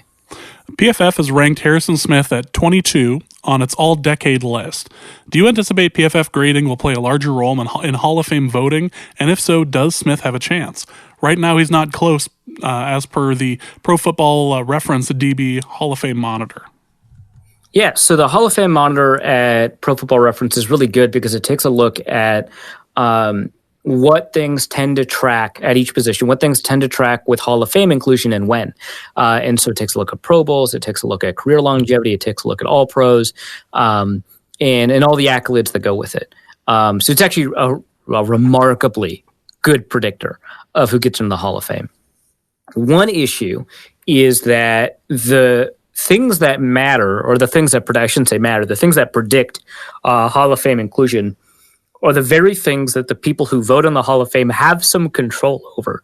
And so my gut instinct is to say yes, if Pro Football Focus continues to survive as a company, and I expect that they will, my gut is to say that they will play a larger and larger role as time goes on into Hall of Fame discussions. And the most interesting litmus test for that is probably going to be someone like Chris Myers, the center that they just, I think he's like ranked 54 or something like that, but he was really good and didn't get a ton of accolades. Or even more interesting, Antoine Winfield, who has been a top-graded PFF guy in the PFF era, like an enormously well-graded PFF guy, and he's got like one Pro Bowl. He's not getting into the Hall of Fame without PFF mattering, right? I still think he's probably not going to. But the key thing is that the very people that vote on the All-Pros are going to be the guys that you're asking to ignore All-Pro accolades, even if it's not technically the same people because those votes were like, say, 20 years ago. It's the same group of people, and you're trying to protect the or maybe not even protect, but you're trying to legitimize the quality of talent judgments that your colleagues made in your industry 20 years ago, or the people, because you're essentially justifying your own ability right now to identify talent. I think it's kind of not a great system. I would love for PFF to be a big part of the process. I would love for people to meaningfully criticize PFF in those meetings when they discuss Hall of Fame candidacy and stuff like that. But for the most part, I think that it's going to play less of a role than I thought or that I'd like, but more of a role as time goes on. I think Harrison Smith has a really good shot, though. Honestly, I think that when 5 years from now when he retires, so 10 years from now when he's up for Hall of Fame inclusion for the first time, he's a safety. He's probably not going to make it in first ballot or even in the discussion for the first ballot. I wouldn't even be surprised if he wasn't a finalist his first year out of into eligibility. So, but second, third, fourth year, semifinalist and then finalist, I think he gets in. I think people will be like, hey, we've gotten rid of this weird logjam of safeties. We finally let Leroy Butler in and stuff like that. Safeties are important enough to bring in. Harrison Smith was certainly a great safety for a long period of time. He just had the unfortunate problem of coming off of emerging right as Eric Weddle and Eric Berry were establishing themselves as the second tier behind Polamalu and Reed, and then right before Earl Thomas really blew up and took a bunch of the All-Pros. So I think he gets in, but I think it's going to take a while, and I think PFF will play a role in that. Next question is from Chris, who asks, who do you think will be second in receiving yards behind Thielen? The sneaky answer here is like Irv Smith or Kyle Rudolph, right? No, I think it's Justin Jefferson. I think that the Vikings, especially in year one, will use him in a way that was very familiar to him at LSU. And that means the slot, fine. You're probably not going to get the 3-by-1 formations that you got at LSU, just that's not how the Vikings roll. But I think you'll have a lot of three wides, enough to put Jefferson in the slot, or even just kind of you could even line them up tight. The Lions did a lot with Calvin Johnson early in Stafford's career, where they lined up tight. It's called a nasty split, where you have the receiver lined up about 1 or 2 yards from the end man on the line of scrimmage, and that gives them a lot of space, and it effectively imitates a lot of what you get from the slot in a 2 receiver set. So I wouldn't be surprised if we saw a lot of that. I think it's Jefferson. I don't think we have to overthink this one. Also from Steve-O, he asks, the practice squad this season allows for 2 players with unlimited years of experience. What players currently on the Vikings roster would you target for this? These guys can only be brought up onto the active window, now 48, for 2 games of the season. A minimum of 1 of the 2 has to be offensive line. It's so weird, these rules. They just add they give you something and then they qualify that gift, and they just add layers and layers and layers on these rules. So I would say that the player that seems most able for this on the offensive line might be Aviante Collins. He's somebody that the Vikings have been trying to develop for a while. They like him a lot. He's been injured for substantial periods of time, and he would certainly be an asset to have, but they've invested a lot in kind of that back end of the offensive line. You've got Rashad Hill and Ole Udoh, and now you've just drafted Kyle Hinton. Obviously, you've got Ezra Cleveland. That's going to push someone like maybe Pat Elflein back down. You've got a lot of players in that offensive line, especially a tackle. That's going to make it difficult for someone like Aviante Collins to meaningfully compete for a tackle spot. And he's not big enough for guard, and maybe he could play center, but they've got a lot of centers like Kyle Hinton, Brett Jones, Pat Elflein, and they just signed Jake Lucina in free agency. So, and Blake Brandel, another tackle. So, yeah, I think Aviante Collins would be a candidate for that. And then non-offensive line, which technically could just have 2 offensive linemen, but non-offensive line, I would think that one's a little bit more difficult. They've got a ton of defensive backs. I could see Nate Metters. I could see Mark Fields, who would be practice squad eligible anyway, I think. But yeah, I mean, I kind of just want to put Harrison Hand on the practice squad, but they can just do that without this rule. Maybe DeMarquise. No, Anthony. Oh, the answer is Anthony Zettel. Yeah. Been around for a while. I don't think he's practice squad eligible. The Vikings want to have defensive line depth. They like his athletic tools. I mean, that's the whole point of bringing him in. They have a lot of defensive linemen. They've got kind of a logjam at defensive tackle, and I think Zettel ultimately will be a tackle, not an end, with the Vikings. Yeah, they've got Armin Watts, Jalen Holmes, Hercules Mataafa, James Lynch, and now Anthony Zettel. That's a lot of people to deal with. And so if you can stash one of them on a practice squad, especially somebody that would otherwise be ineligible, that seems to be the solution there. All right, next question is from Corey Rug, who asks, what are the chances Irv Smith becomes the best tight end in the NFC North this season? So he's competing with TJ Hawkinson, I guess Jimmy Graham again. I don't know. That doesn't really count. There is the question as to whether or not he ends up making the roster there. Yes. Yeah. The Packers get a tight. No, it's Mercedes Lewis and Big Bob Tonyan. So and then Rudolph. And then Rudolph. So his competition is either Adam Shaheen gets it together or Cole Kmet emerges for the Bears, because it's just not going to be Jimmy Graham. Although, I don't know, just pick a guy, right? Because they've got 11 tight ends on the roster. But yeah, let's say for the Bears, the candidate is Cole Kmet. For the Lions, the candidate is TJ Hawkinson. The Packers do not have a candidate. The Vikings have 2, and Kyle Rudolph and Irv Smith. I would say, just given the numbers, the odds are not high, but if you compared all the individual candidates against each other, it probably goes Hawkinson, then Smith, then I'm gonna say Rudolph, and then Cole Kmet. I don't love Kmet. I think that the Bears didn't pick the right tight end there. They probably should have picked Trotman. But also, it's the Bears. They're probably screwed up anyway. Yeah, also true. Also from Corey Rug, food take, what has been your best I give up meal during the stay at home? I mean, like, we can't count, like, ramen or ordering McDonald's via Postmates, right? Like, that's That would be the most I give up. It can't be the best I give up, right? Well, it can't be the best I give up, but it can count as giving up. Yes, the kids enjoy ramen to an absurd degree, and because of the large amount of it I ate during the years between graduating high school and going to college, I can't touch the stuff. Like, it's that liquor that you smell and go, oh God, I remember that night, and you just can't. And like, you get like vomity. That's fair. Yeah, but that tends to end up being my I give up thing of like, yeah, I'm just gonna go and sit on the chair for a while I wait for the water to boil. So once you break down like making rice in a rice maker, it's one of the simplest things you can do without having to do anything. It takes no time at all. In terms of active time, suddenly you have rice. We made a bunch of chili oil a while ago. We still haven't run out of it. So what we just make rice, I don't know, throw a bay leaf or whatever in it, and then drizzle chili oil in it when it's done. And then like pop a can of beans on top, and it's just like the most delicious thing ever in the world. And it takes no time to prepare. So that's probably the best I give up meal. But the most I give up is like Postmating McDonald's, because like, man, you're paying for like the weird upcharge that Postmates puts on like McDonald's for some reason, and then also the delivery fee, and then also because you're a good person, the tip. I shouldn't even say good person, because you're like a human who functions in society and not a bad person, and the tip. And it's just like, man, you're paying a lot to do nothing.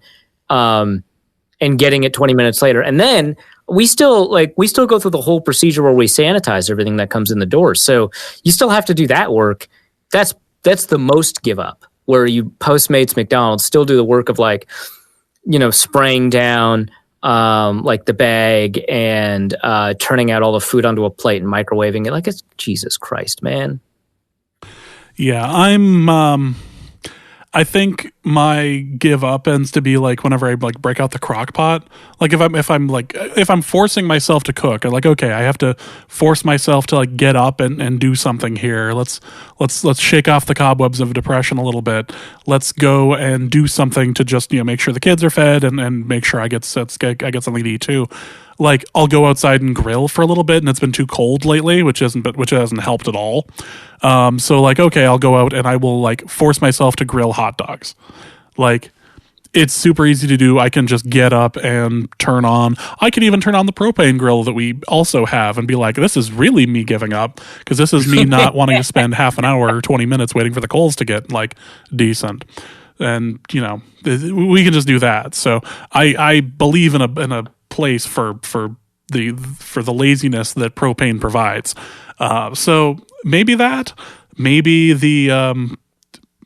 I think I would either go with that or the chicken salsa barbecue sauce thing that I'll like put together for like in a crock pot for 4 to 8 hours, depending on when I start dinner. High on 4, low for 8, and it's like 2 pounds of chicken breast, which is apparently difficult to come by now, and then a thing of salsa, usually bullseye, and a thing of salsa, and just put it in and just leave it alone for, maybe occasionally stir it, but leave it alone for 4 to 8 hours, depending on your level of low to high on the crock pot, and then shred it for the last like half hour, and just put that on a couple of buns, and it is so low effort, other than the shredding, that it helps.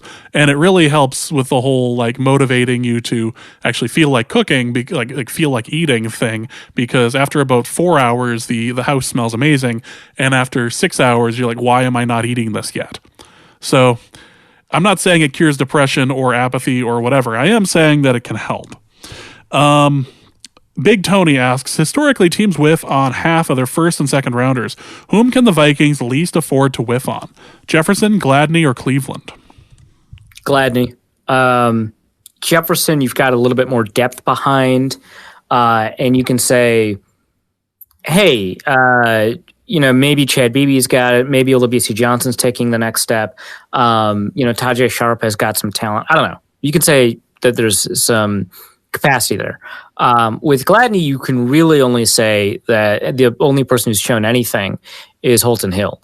Maybe Cameron Dantzler, gives you that opportunity, but I am more confident in that group of 3 or 4 receivers than I am in that group of 2 cornerbacks, as it were. And hey, if Cleveland misses, that sucks. You still have like 2 or 3 good offensive linemen, and offensive line players just doesn't matter as much again as wide receiver or cornerback. So I think Gladney is the bigger concern there in terms of not being able to afford to miss. And the Vikings, I think, knew that, which is why I think they took Cameron Dantzler. But it's still the case. Nolan asks, would Aaron Rodgers rather be quarantined with Jordan Love or his family? Jordan Love, easily. The dynamic between his family has been established, right? But you get to set the tone if you're Aaron Rodgers, right? You get to say, hey, I've taped down the middle of this room. This is my side and that's your side. And then Jordan Love will be like, but my side is only 10% of the room. And he'll be like, yeah, that's right. That's fine. You haven't earned the rest of it. And when you came in here, you said, thanks for letting me stay here, old man. Right, yeah, exactly. There's a deep dive. Sorry. But yeah, if was it Jordan Rodgers, right? If Jordan Rodgers is there, he's not going to respect the tape line. He's going to be violating that boundary the whole time. Yeah. He's a line stepper. He's a habitual line stepper. that poor man's couch. Also, where does BB factor into the punt/kick return conversation? He's there. He'll be competing with Osborne. Certainly not competing with Mike Hughes or anything. But yeah, there's not like a ton of candidates, right? It's Amir Abdullah, it's Chad Beebe, it's KJ Osborne. I don't think they grabbed. And maybe Brian Cole. I think aside from that, I don't think Neville Clark, I don't think Courtney Davis are necessarily kick returners. Mark Fields has the athleticism, but I don't think he's got the history. Chris Boyd was used a little bit in kick return, but mostly as an up man. So I don't see that there. I think it's Amir Abdullah, KJ Osborne, Chad Beebe, maybe Brian Cole. But I think Beebe's a strong candidate to grab that job. I think it's most likely going to be Osborne. I mean, when we had Spillman a little bit kind of off the record, he couldn't stop gushing about Osborne's returnability. So that's the opposite of off the record, but I'm sure he's fine with me saying that. Ian Pauley asks, is there extra pressure on potentially evaluating 15 picks with limited exposure, i.e. no minicamp, possibly a truncated training camp, etc., where someone could get cut and end up catching on elsewhere, or would you expect the variance to be minimal compared to last year, or a normal year? Right, so the question is functionally, would it have been better to have fewer high-value picks or more low-value picks in a scenario where you can't? Because it's not like, would you rather have 15 picks and no free agents, or 4 free agents and 8 picks, right? That's not the question, because that's not a reasonable trade-off. So does that hurt? I think so. I think that you need someone to prove themselves in that training camp environment in order for you to be comfortable keeping them on the roster or knowing who they are. And if they get cut, there's a pretty high likelihood that somebody's going to kind of explode, especially because you have to cut so many people as opposed to having a few high-value picks where you're not going to have to cut many of them, and you're much more certain in that valuation, which is why you drafted them higher. So yeah, I think having a truncated offseason makes it difficult. That said, I think the other things surrounding the Viking situation made it reasonable to grab more guys. Plus, actually, it's still better to grab more guys. It's just relatively worse given the fact that there's not an offseason. It's still better to grab more guys, statistically speaking, than it is to grab fewer high-value guys. Also from Ian Pauley, with grilling season upon us, what is an unpopular grilling/smoking take that you have? Do you have one, or should I take this? So I was thinking about this, and I couldn't think of many because grilling is generally good and smoking's even better. But I don't think you should. I think very few people should be grilling steak. I think it is difficult to grill steak well. I think you're better off with a cast iron steak, with a sear. And the reason is steak does really well with super high heat applied relatively evenly across its surface. That way you get really good browning. That way you get a really great surface, and that way you still get kind of an even and tender midpoint. Now, if you like, medium well or well done steak, I don't give a shit how you prepare it. Grilling is probably a great way to do it. But I think that if you like medium rare or medium or rare steak, grilling is one of the probably worst ways to do it unless you're really, really good at grilling. And most people who grill steak think that they're good. So, that it's going to be difficult to distinguish that. The way I grill steak, and I don't do it that often because of this, but the way I grill steak is I want to make sure I got as high a temperature as possible so I can have that sear. And so I actually just grill it directly on the chimney, which increases temperatures really, really dramatically. You can even kind of approach salamander temperatures, like the salamander in the restaurant. And that's, I think, a great way to prepare a steak. And then you can finish it off heat by just putting a pat of butter on it. But I think that's probably my unpopular take, is that most people should not be grilling steak. Depending on how you want to do it, you could also just use it as a reverse sear as well. So, like, there's options if you wanted to do it. Personally, right, and you still need a super high temperature for that, and people are not great at getting that temperature in a grill. Yeah, depending on how you end up like wanting to do it. Usually, I end up cooking a steak on a grill for all of about 6.5 minutes, maybe 8 at most. And depending on how I'm doing it, if it's going to be on the charcoal /smoker, or if I'm going to be using the propane. I guess I already revealed my unpopular take is that I actually do believe that propane has a place at the table as far as grilling is concerned, where a lot of grilling enthusiasts think that propane is, you're not adding anything. Well, sometimes you don't need to add something, or sometimes it's too frickin' cold outside to be able to use the charcoal thing, and you don't have, an hour to get the coals ready because it's so cold and windy and whatever. And sometimes you just, propane has a place at the table. I'm open to propane. I'll be completely honest. I think that generally speaking, charcoal is preferable from a flavor perspective. I think that you tend to not get too much diversity of flavor with charcoal, and you can get a little more samey if you're cooking a bunch of stuff on charcoal. Mostly I like that flavor, so I'm fine with it, but I'm open to the idea that with propane you can get a higher diversity of flavors and you can kind of avoid the repetition of flavors that you get with charcoal. Maybe. Also, we're apparently going into the food section here. Alec asks, what is the best all-purpose seasoning blend to boost a sandwich or a salad? I tend to get seasoning blends only from Penzeys because I tend to not like seasoning blends, but their Chili 3000 blend is really remarkable if you mix it with mayo for a sandwich spread. Just really remarkable. Their sandwich sprinkle mix is not that good for sandwiches, honestly. It's really great for like frozen pizza. It's just Italian seasoning with like garlic, salt, and like one more thing, right? I don't think it's that great for sandwiches. I think it's really great for like pizzas and frozen pizzas, like I just said. On a previous episode, I revealed that I revealed that I try to punch up my Totino's party pizzas, which are like bottom tier frozen pizzas, with like garlic salt and stuff. That's a good application of that.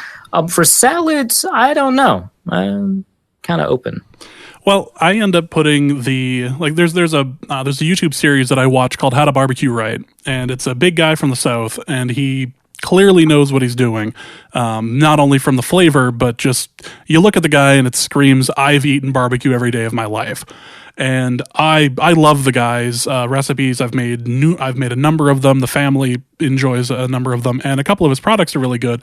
And the one that and he does a really good job in his videos of not like pushing them, like you have to get this. He goes, his AP seasoning, which is the one I'm recommending here. It's How to Barbecue Right. Killer Hogs, I think, is the like brand name on it, but it's How to Barbecue Right, Killer Hogs AP, and it's just salt, pepper, garlic, and like just a little bit of something else. And he even gives like the recipe for it. It's like, yeah, you can do this, with it's salt, pepper, garlic, a couple of other things, and it's really good on just about everything I sprinkle it on. Like I'll put it in like in Blue Box mac and cheese and it'll transform it.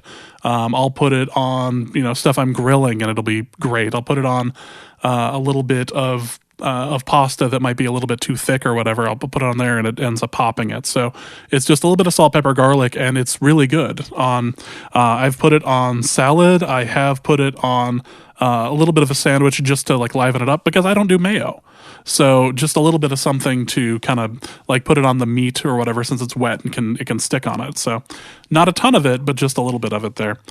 From Damian Barrett, he asks, what's the most creative dish you've whipped up while on lockdown? I don't think we should answer that, but we can answer the next one.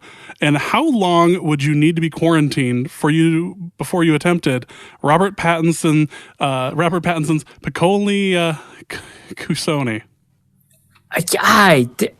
Okay, so he sent a link to a GQ story where the interviewer, I guess, just spent time with Robert Pattinson, who's in isolation for Batman, which I am just like fascinated to see because like Robert Pattinson, really? Well, I don't disrespect him too much, but like what? Yeah, despite anyone's opinions on him as Batman, that is not important. The important thing here is that he's slowly becoming insane.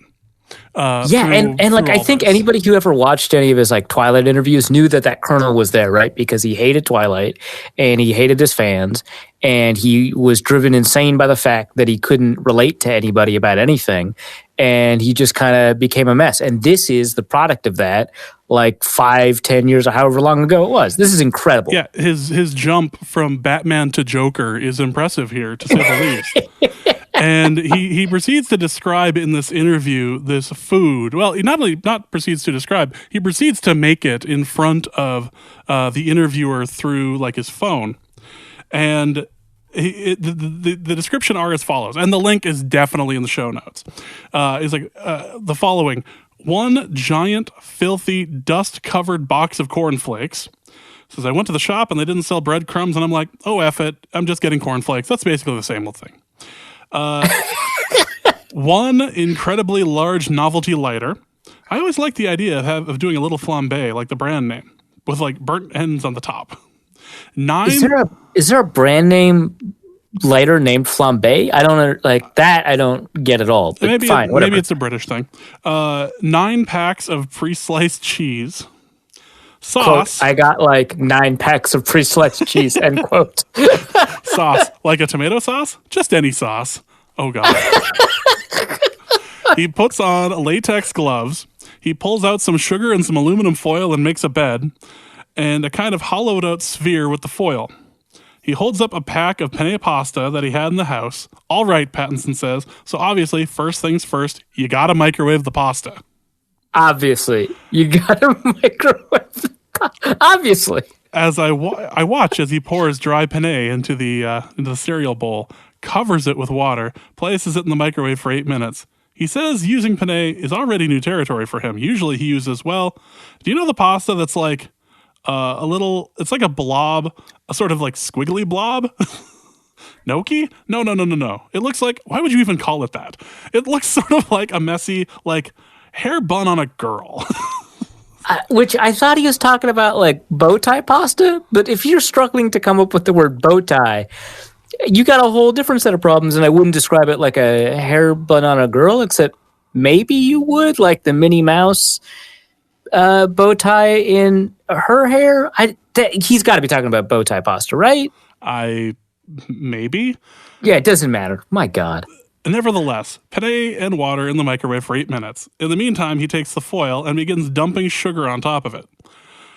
So after the sugar, he opens the first package of cheese and begins layering slice after slice onto the sugar foil. Then more sugar. It really needs a sugar crust. Then he realizes that he's forgotten the outer layer, which is supposed to be breadcrumbs, but today he will be using crushed up cornflakes, and so he lifts the pile of cheese and sugar and crumbles some cornflakes onto the aluminum foil before placing the sugar cheese back on top of it. Then he adds sauce, which is red. This continues to go on. The microwave dings, and Pattinson promptly burns himself on the bowl of pasta. He sighs heavily, looking at it. No idea if it's cooked or not. He dumps. That's a quote, by the way. No idea if it's cooked or not. He dumps the pasta in anyway. At this point, his spirits have visibly begun to flag. I mean, there's absolutely no chance this is going to work. Absolutely none. Reminder, there is like just a shit ton of sugar along with the pre-sliced cheese and I guess breadcrumbs and sauce. The interviewer says, "You look like you're cooking meth," I say, because he does. At this point, he accidentally ignites one of his latex gloves, which promptly melts onto his palm. He yells out in pain, then he gingerly holds up the finished product. some approximation of a P followed by a C for piccolini cuscino burned into the top of a hamburger bun. This is amazing.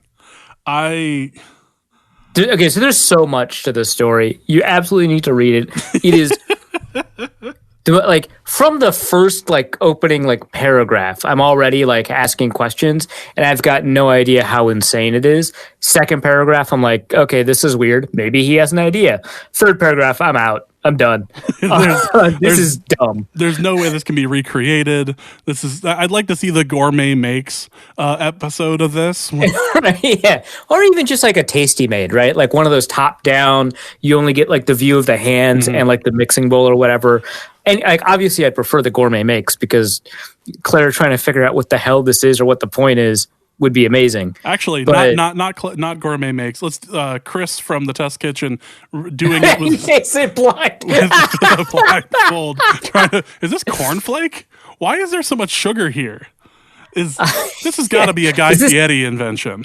Is this burned rubber? No, it's burned latex. I can tell. Nope. Wait, is this latex or is this the vinyl? Vinyl thing for the people who are allergic to latex. God, this is the cheese thing all over again. This is misery. Yeah, this is Red Leicester again. Oh God, that's terrible. Yeah, I don't know how far in. I think it'd be different if I was alone and just staring at a kitchen going, in January, like I can't go outside. I have no significant other, no kids, no family. I kind of feel like dying. We're going to make Robert Pattinson's patented piccolini risca. God. Oh my God. Yeah, he's done. He needs a minder. He needs to hire someone whose sole job it is to be sane around him. Maybe tell him not to do some stuff. Not even like this. Well, the part where he sticks aluminum foil in the microwave, which, by the way, that happens too. Maybe tell him not to do that part. But he just wanted to see the lightning. That's all. Yeah, right. But he just needs someone to like be a stabilizing influence in his life. God. Don from Ohio asks the question, what would be the dumbest thing you could do with your stimulus check, and why is it buying Packers stock with it? No, you answered it. Don't even get priority on season tickets. Don't even get return on investment.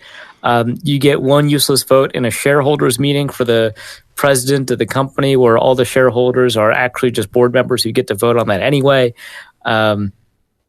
Cool.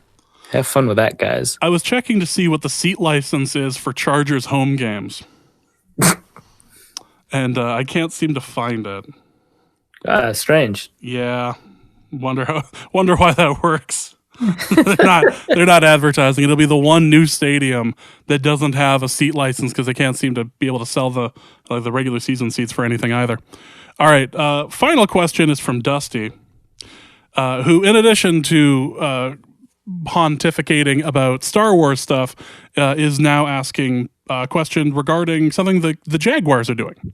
Jaguars coach Doug Marrone has challenged his team to a cooking contest to build team chemistry, judging only on appearance and presentation. In such a battle as this between James and Arif, what would each of you cook and who would win?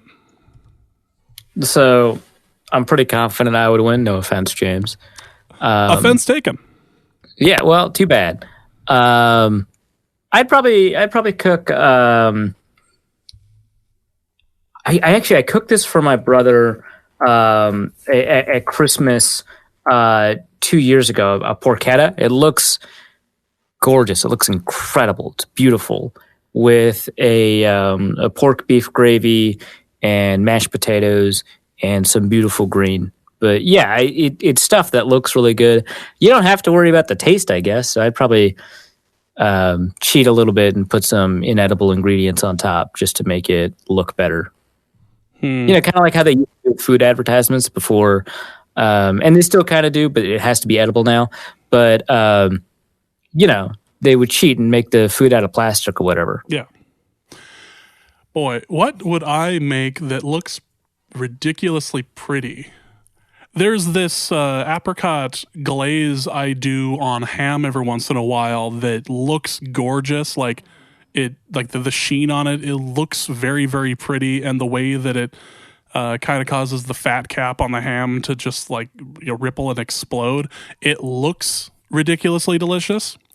Occasionally, maybe a pack of ribs that I've put together, I can make really good looking ribs. Sometimes they get a little scorched on the bottom, which is one of the reasons I don't like my stick burner of a smoker all that much, and it's kind of hard to work around that. But I think either the ribs that I make or the ham would end up being the thing that you just look at and go, wow, I would probably fight somebody to take a bite of that.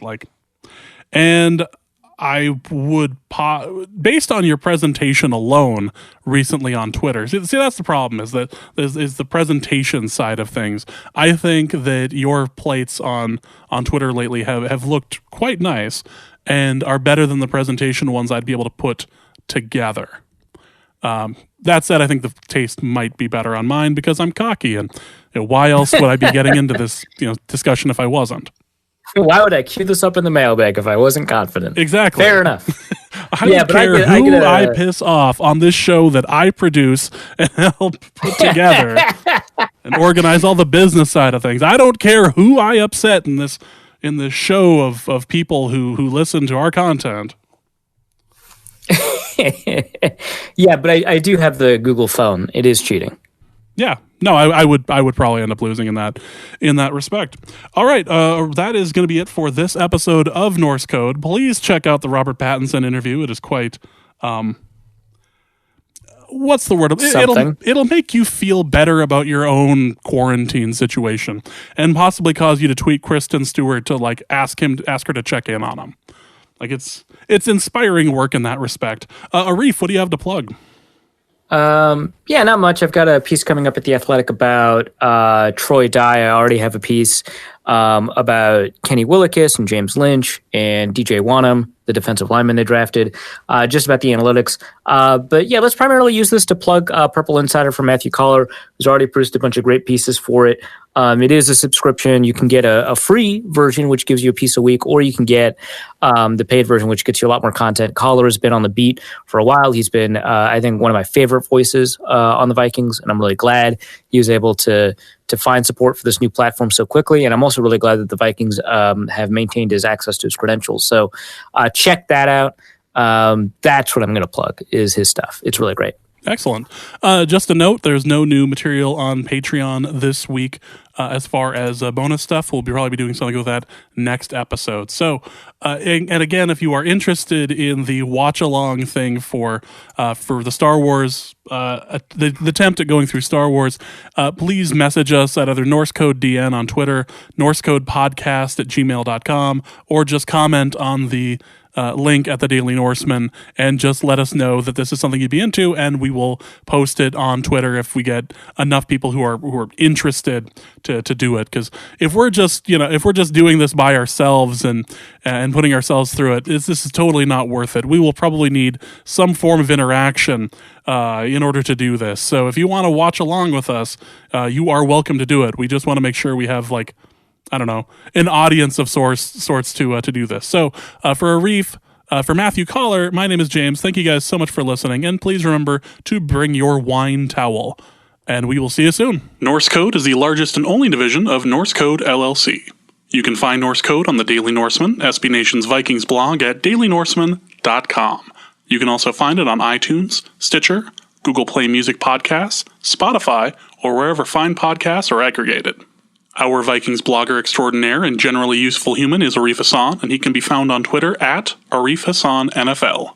I am your producer and co-host, and my name is James Pagashnik. You can find me at the show's official Twitter feed at Norse Code DN. If you'd like to donate a few bucks to the show, you can make your one-time donation at paypal.me/NorseCode, or a recurring monthly contribution can be made by visiting patreon.com/NorseCode. Any questions or comments that won't fit in a tweet can also be sent to norsecodepodcast@gmail.com. On behalf of the Norse Code staff, we thank you so much for listening. Our formula is this. We go out, we hit people in the mouth.